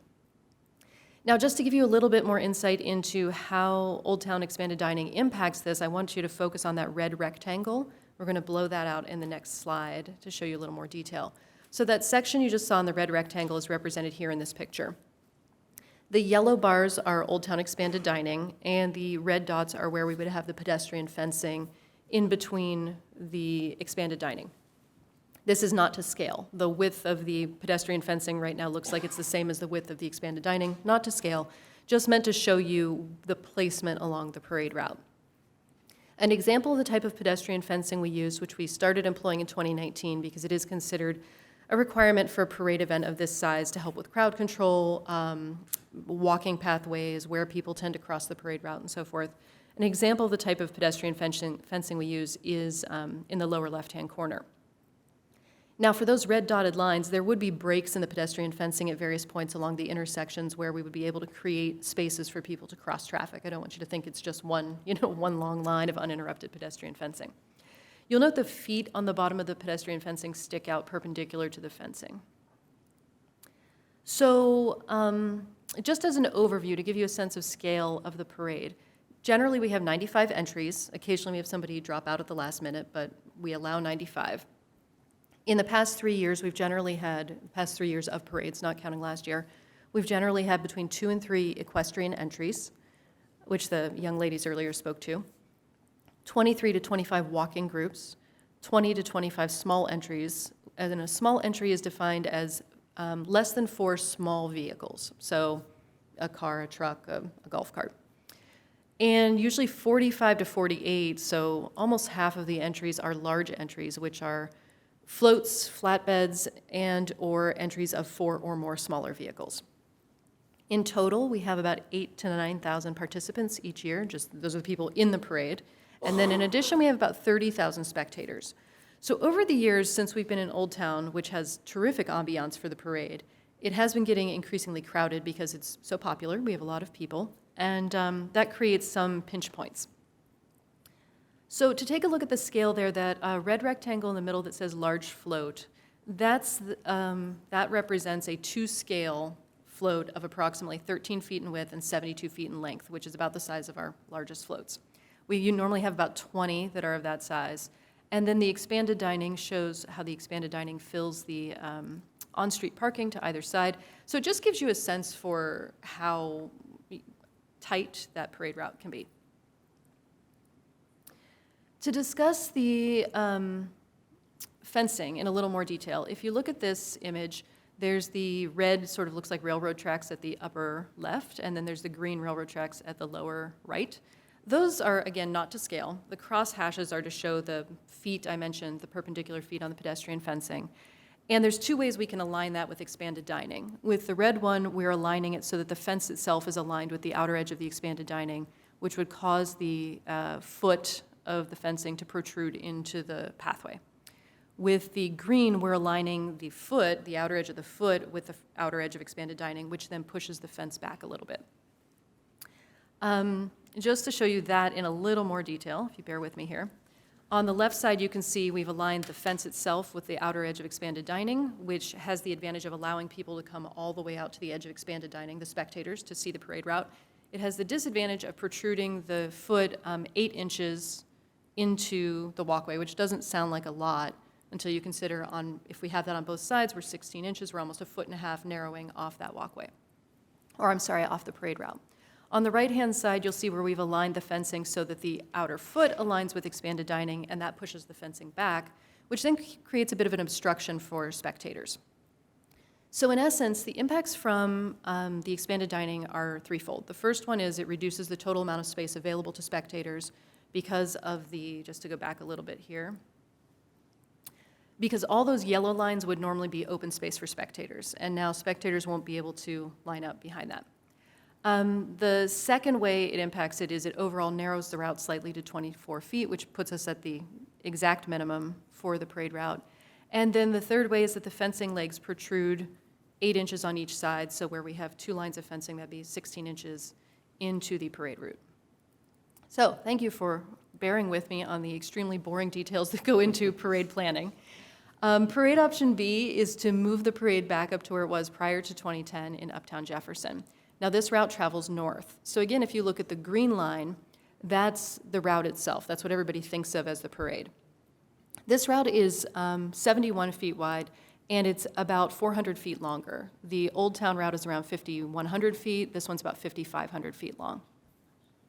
There are some options for enhancing the ambiance along Jefferson. We could encourage businesses to display holiday decorations. The city could put holiday decorations out. And we could also, because there's increased space, offer reserved viewing area for frontline workers. Additionally, there are family-friendly food options in the area with In-N-Out, Arby's, and Wendy's, and no residents are displaced by road closures.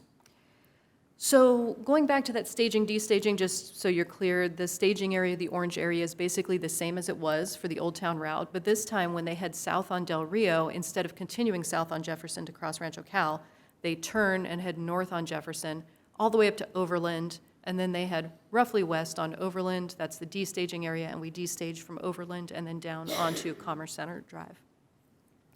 So in discussing these options and in figuring out all of the impacts, the event staff consulted with the assistant fire marshal and with our emergency manager, which they do for all large events. And both the assistant fire marshal and the emergency manager prefer the Jefferson option, given the wider, longer, and therefore safer route. So that concludes my in-depth discussion of parades. The final event we wanted to talk about was Chilled in the Park, which is a brand new event we're very excited to introduce. Given the pandemic impacts to our last two 4th of July celebrations, it seemed like the perfect time to introduce something new. So this is essentially the 4th of July spectacular, but in December. And those pictures are not in December because we've never done this event before. So we took some pictures from the 4th of July just so you could picture it. Similar setup, we'd have live bands, stage, a fun zone for the kids, and a 15-minute fireworks display in the evening. There'd be music, vendors, all of the fun stuff. It would run from noon to 8 p.m. at Ronald Reagan Sports Park on Saturday, December 18th. So, in conclusion, thank you for your patience, and staff recommends that we proceed with the Rod Run and the Children in the Park as described, and we request direction from council regarding the selection of the parade route. This concludes my presentation, and I'm available for any questions. Great, thank you very much, Director Russo. Are there any questions from directors? Go ahead. So, Erica, just in a real quick summary, if we, with the parade routes, if we keep the Old Town route, it turns into a walking parade. But we kept the ambiance, but we lose all the large floats, and then there are challenges with the attendees, you know, for placement for visitors, right? Yes, Madam Mayor, thank you very much for bringing that up. I did leave that out of my narrative as I was skimming my notes. I must have missed that part. It's okay. If we kept it in Old Town, the recommendation is that we remove any motorized entries larger than golf carts. So no cars, trucks, motorcycles, except for those used by law enforcement. None of the semi-trucks, flatbeds, or the other motorized entries. And we would probably recommend removing equestrian entries as well for the reasons that the young ladies described. Right. So, and the requirement will remain for everyone that's in the parade to be lighted. Yes. For all the entries, so we're going to have battery packs. Sure. Okay, so that's possible. So that's the Old Town route. So it turns into a walking parade. We keep the ambiance, but we lose the floats, and then there's a challenge with attendees and where we put all the visitors. And the Jefferson choice gives us our full parade back, but we really lose that ambiance. We lose that closeness with the audience, you know, because they're 70 feet wide. And the other thing that's really tough over there too is when you're participating, a lot of times you're totally in the dark.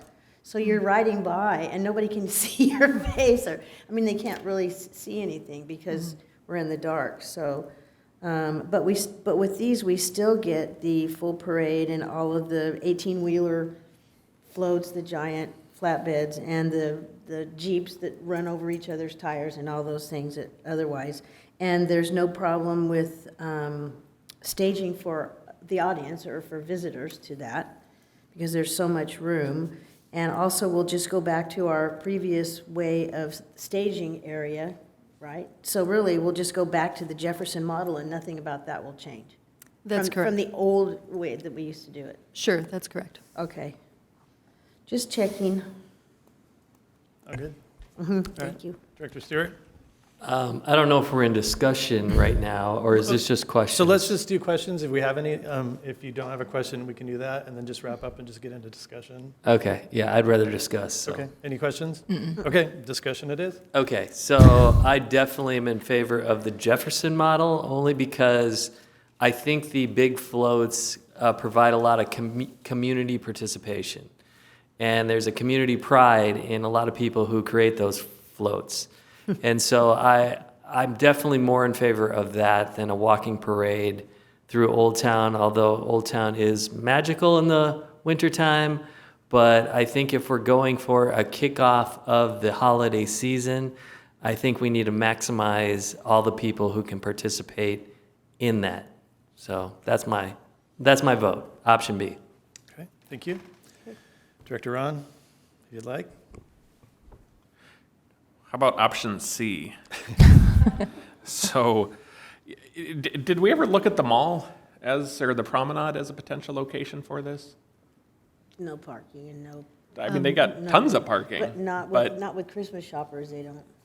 I mean, but and let me preface it by saying we have the holiday shoppers in Old Town too, and one of the sort of perennial things that we always hear from not every business, but some businesses is that all of the traffic blocks, access to some of the shops, and people aren't there to go to the shops or the restaurant. They're there to see the parade, so their, business gets, dropped a bit, on some of those events, and doesn't necessarily help them the way we think it does. I don't know if we've ever done a real look at the economics of the parades or not. Just the informal feedback we receive on the Old Town Parade is pretty split. We definitely have people who, business owners who like having it there. We also get a lot of complaints every year due to impacts for parking and business and people who aren't going. I think what it boils down to is certain businesses benefit from the crowd after the parade. Right. Businesses that will benefit from people at 9 p.m. after the parade wandering over and having a few drinks or a late dinner like it, and the other businesses don't.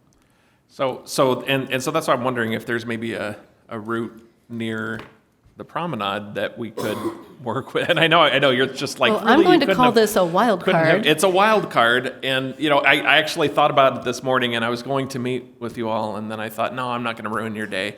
I'll wait till tonight. And so, anyway, I'm just throwing it out there because you've got the retail. They do a lot of holiday decorations and everything out there. The problem I see with the Jefferson corridor is it's 5 lanes, right? So you've got the center lane for turning, and then you've got 2 lanes on either side. And the intimacy that you have normally in Old Town is kind of lost, right? And so, you can see the parade, but it's not as close. I think, if we're going to do a walking parade, I think I'd be okay with that too. But if we wanted to keep the same, gem of what we've done before, keep the community involvement, and then maybe, and again, maybe this is a conversation to have with Jeff Kurtz and a few others, businesses out there, and see, is that an option? And is there a route that maybe goes along the edge of the circle or something along those lines? So I don't mean to blow up the meeting this evening, Well, and I apologize if I did, but, Mayor Pro Tem, okay. Quick question or response. Years back, I know we discussed the mall as possibly being a location. The issue of the event or the parade outgrowing Old Town is not new. The Old Town dining has definitely elevated the conversation, but the mall was discussed internally. I know there were logistical issues, to be quite honest. You have mall operations. I know staging was an issue as well as the mall operations, and a route was not defined. We talk about the traffic impact for Old Town. We know what the traffic impact around the mall is too. So just internally, a few years back, we had an internal discussion. Challenges were identified for being the reason why we didn't explore that. And so if we look to ever move from the Old Town location, it was always back to Jefferson. So you're thinking the circle would be ideal because well, I mean, that's a pretty long route. So I would think you don't have to shut down the whole circle necessarily. And there's that new road that sort of goes through the center where, the Apple Store and other things are located as well. So it's there really may be, tight, though. it's a little tight, but it has, you can remove the street parking and get it, to be, anyway, all I'm saying is, I know that it's going to have its challenges, but maybe there's an option out there that we could explore that kind of meets both needs. And if not, I'm happy to be voted down and we just move on. Jeff Kurtz, if you're watching, just take deep breaths. Just take Yeah. deep breaths. Just breathe. One Just breathe. other consideration with the Jefferson route is because the road is closed, we could artificially narrow the concourse of it with some pedestrian fencing, I which like could, that better. which could create that. Northbound still stays open though, correct? No, it's going to be. The It road's will be entirely closed in this scenario then? Because, okay. And then, Madam Mayor, to your earlier question, we do have light towers as well along the route. So we added light towers since the last time it was in Jefferson, so that Okay. would maybe alleviate some of the darkness issue you mentioned. Director Alexander, do you have some comments? I have a D answer. D. Oh my gosh. Holy mackerel. No, this actually might be kind of fun. We can get, when I spoke to staff, we can actually accomplish everything that everybody wants. So everybody wins. So this is my thought. What if we were to have an all-day event? So I thought about having like a winter wonderland here in Old Town for the afternoon from like 12 till about the parade time. And what I had envisioned is carolers, hot chocolates, churros, different type of things and vendors that we can have. I even saw, I envisioned in the front of having snow for sledding. One of the areas that I really would have loved, and I spoke to Kevin about this, that was on my radar, is the ice rink that we normally have. And we know that the electrical is an issue, so that is something, if staff can just take note, I want to bring that up later on, maybe at another meeting, to be able to have something installed permanently, but we'll talk about that later. So for a project on that one. But so I just envision this entire wonderland outside of City Council, or right here. We can have carolers doing their thing. And then after that evening, we can go down to the parade. Everybody can head down that way and just enjoy the parade. And that's actually what I loved your idea also with narrowing the street, because the intimacy, I absolutely, that's wonderful. And then if people, I know mostly at that point in time, families are kind of spent at that hour, but there are still some people that, again, are going to go back into Old Town and enjoy the food and the festivities for the rest of the evening. So it could literally be an all-day event. One of the things that I actually even thought of just sitting here is, what if we were to make it a cultural wonderland event as well? And we can talk about how different foods from all over the country, all over the world, enjoy different types of foods and different types of, clothing, whatever, during Christmas time. Just something to kind of add to the festivities and add to what we've been talking about in general. So that's kind of my plan D, is to have an all-day cultural event, or not a cultural event, but a winter wonderland. We can stick culture in there if we want, and then go down and go hang out and have hot cocoa and enjoy the parade on Jefferson. So we win-win A, B, C, and A, B, and D. So a lot of those things are, we've got the skating rink already. We bring. Well, it's not going to be up, though. We bring snow to Penny Pickles. So they have the snow day, and then we've got carolers and musicians and things along the street. Then we've got Santa's house. And what else? I know there are places where you can get, hot chocolate and do all that, but you're thinking more like an organized thing with tents and canopies and that kind of thing set up, yeah. Because we looked at it, and it'll bring more people. It'll bring people down to Old Town that we want to accomplish, bring people down here. We can also end up having, again, the parade, so people and the kids are safe. That's obviously a priority. And then people can decide to come back if they want to. I think it's just a win-win-win for everybody. And it could be, I really believe in staff that they can do an excellent job of, I've seen some sledding going on, and I think we can do it right out in front, which shouldn't be, I think that'd be a blast. I think it'd be a lot of fun. Our staff is very creative, so I'm sure that they can do an excellent job of bringing that in, so. Okay. Well, I'll throw out the E. No, I'm kidding. So while I appreciate all of that, I think that with 2 months basically ready to put this on, that might be a little much for staff. I think Dawn might have just had a heart attack at that point. She actually liked the idea. Okay. I will tell you. So if we've been doing a walking parade for a while, I'm all over it. Like, just from an ambiance perspective, it's quiet, it's very intimate, right? We haven't been doing that.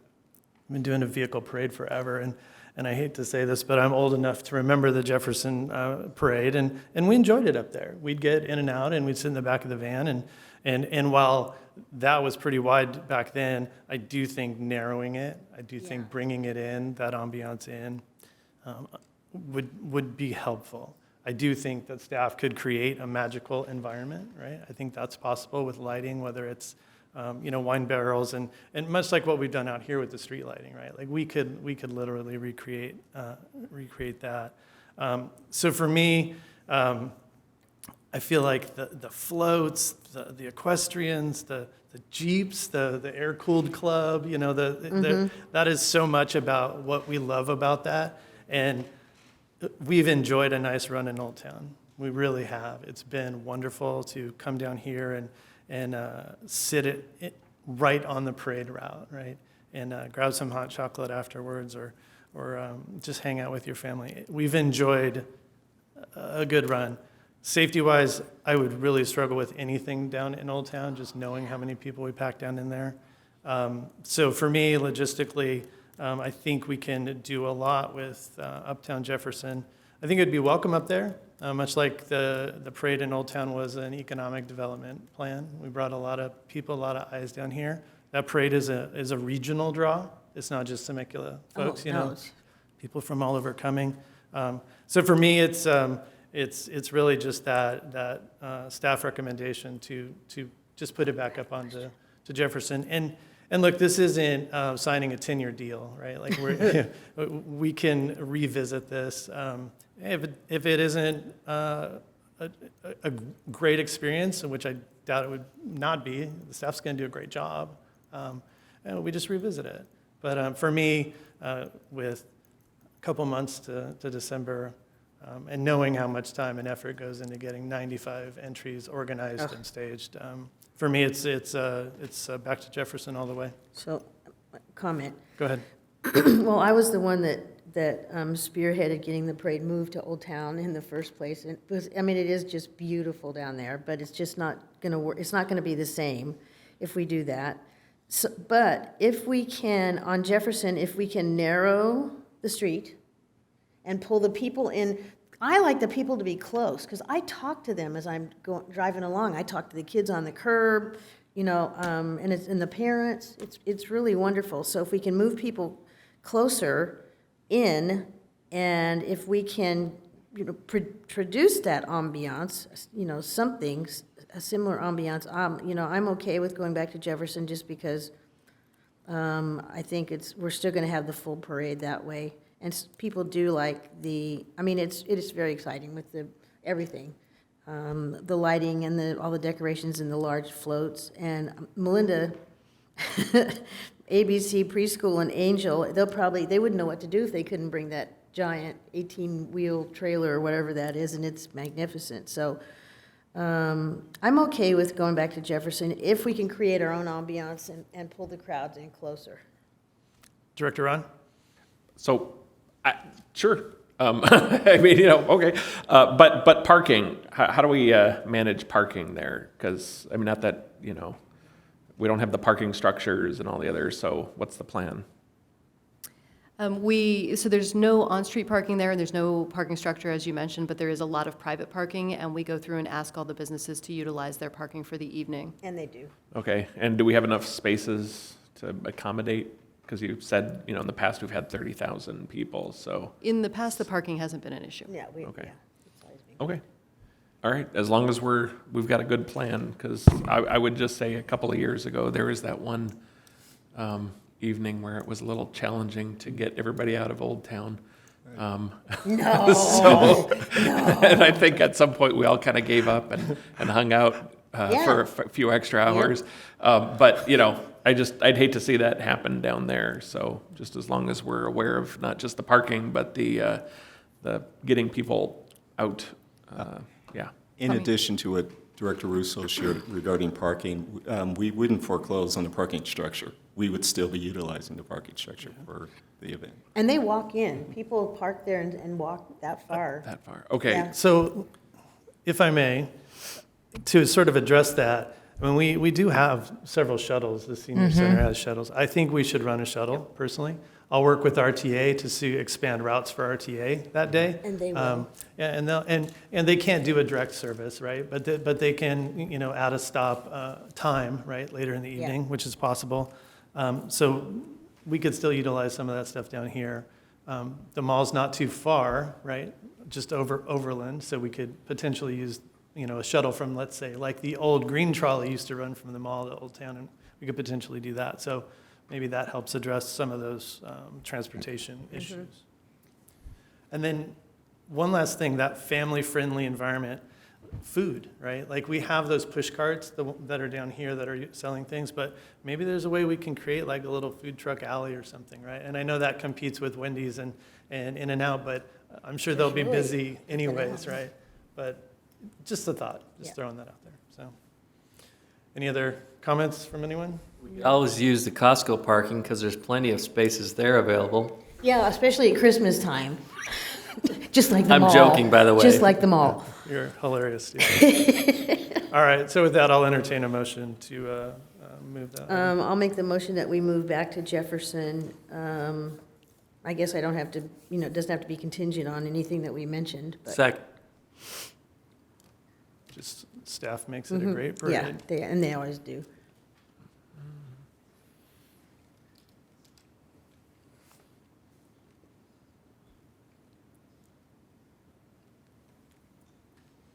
Okay, great, that passes 5-0. And think about that, we're talking about having a parade again. It seems like 800 years since we had a parade, but it's kind of cool. It does. Yeah, it's just crazy how it's been. Director Russo, do you have a director's report this evening? I put my mask on a little too soon there. I do indeed, if we can get that slide up. I just wanted to remind everybody that we will have the Fit Fun Color Run on Sunday, September 19th. It's from 10 a.m. to 3 p.m. at Ronald Reagan Sports Park. You can find out more online at temeculaca.gov/colorrun. Super fun event. Again, you can see more of Shauna's beautiful photography there. We have a special kids obstacle course, so the little runners have a really good time there as well. And just wanted to remind everybody that there's also a team option. So if you have a group of friends and you want to enter as a team, there's also a team competition. Kind of. And that's it for me. Thank you very much, Director you. Russo. General Manager's report, anything this evening? Just one thing, just on the heels of the last conversation, Mayor Pro Tem Ron, your concerns on getting in and getting out. I want to go on the record as whether the events in Old Town or the events in Uptown, if we have 30,000 people coming in, it's going to be a challenge in either venue. So I didn't want folks to think like one's going to be a far superior ingress and egress. It's just the nature of that type of volume. It's like going to an NFL game and you just know you're going to sit there while the parking lot exits. So we hope we have 30,000 because that means it's still popular, it's still well received, and people enjoy that small town feel. So that's all for tonight. Thank you. Great, thank you very much, sir. Any reports from directors? All right, with that, I'll move to adjourn this meeting to our next regularly held meeting, September 28th. We're adjourned. I'm going to reconvene the Temecula City Council meeting, and we are going right to a public hearing. Madam Mayor? Did I miss? Wait, let me go back one. SARDA? Oh, yeah, I turned too many pages. Okay, got it, sorry. Okay, so we're going to go back to the successor agency to the Temecula Redevelopment Agency, so we'll call that meeting to order. Are there any public comments? There are none. None, okay, so consent calendar, and I don't have to read the explanation for consent. There's one item. Approve financial statements for the third quarter ended March 31st, 2021. And I will accept motions. So moved. Second. Okay, motion and a second.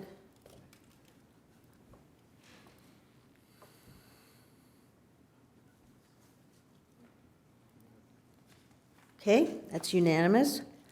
Nothing executive director report. Okay, so we can go ahead and motion to adjourn the SARDA meeting and a second. Move approve. Move approve. Second, all in favor? Aye. Okay.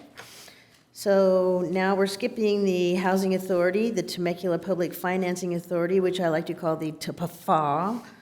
and then we're going to reconvene the city council meeting now. So, and we are going to go to that public hearing for item 24, approve fiscal year 2020-21 Community Development Block Grant, CDBG, Consolidated Annual Performance and Evaluation Report, or the CAPER. Okay, so could we have staff report, please? I'd be happy to. Good evening, council. Tonight I'm presenting the CDBG, or Community Development Block Grant Report Card for this last year. So what we're going to do is summarize the accomplishments for 2020-2021. We'll talk a little bit about the annual progress we're doing for our 5-year consolidated plan, which is ending this year, and we'll be working on a new 5-year plan in the next few weeks, actually. We're also going to be discussing the updates that we provide to HUD at the federal level to make sure that we're using our funds appropriately, and then we're going to offer the opportunity for the community to comment on our CDBG activities. So for this last year, we had 9 unique service providers. We had 744 fair housing clients assisted. So we refer them to the Riverside County Fair Housing Council so that they can receive landlord, tenant information or additional information on property disputes like that. We also had CIP projects, including a sidewalk segment. 45 youth provided clothing and school supplies, as well as housing and rehab projects with Habitat for Humanity. So someone may need new energy efficient windows and may have a leak in the roof, and this is how we assist them. We had 53 homeless individuals served through this program as well, and I just want to compliment our finance department, our police team, as well as our community service department. They literally drop everything they can anytime we have someone that is at risk of becoming homeless. Finance will stay after hours to make sure that check gets out that evening so they do not become homeless, so I just want to compliment them on that. We also had 7 children who received before and after school care with this program. Another 105 individuals provided food, and we had 73 victims of domestic violence assisted through this program. 48 individuals received hospice care services, including beds that allow them to become upright more easily versus a manual bed. So these are great programs. We also had 4 foster children that received direct advocacy and 35 small business grants through Temecula Assist this year. And with that, staff's recommending that the City Council adopt the following resolution to adopt the CAPER for this year. If you have any questions, I'm available, and our consultant's available as well. Okay. Thanks. Are there any questions? None? All right, then I will open the public hearing, and do we have any comments? We did have that one comment from earlier. Right. They did receive the full 5 minutes, Yes. so we will note that, and other than that, there are no comments. Okay, thank you. So going once, going twice, then I will close the public hearing, and I will accept motion. Move approval? Motion and a second. Okay, let's vote.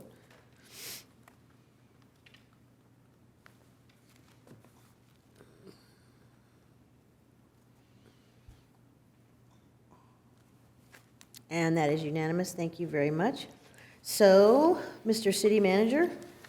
I have a short report. Go ahead. Madam Mayor. Help yourself. You all know we enjoy a fantastic relationship with the Temecula Valley Chamber of Commerce, and we have for 32 years. And that has not changed. And we enjoy that relationship. They're a strong advocate for the business community.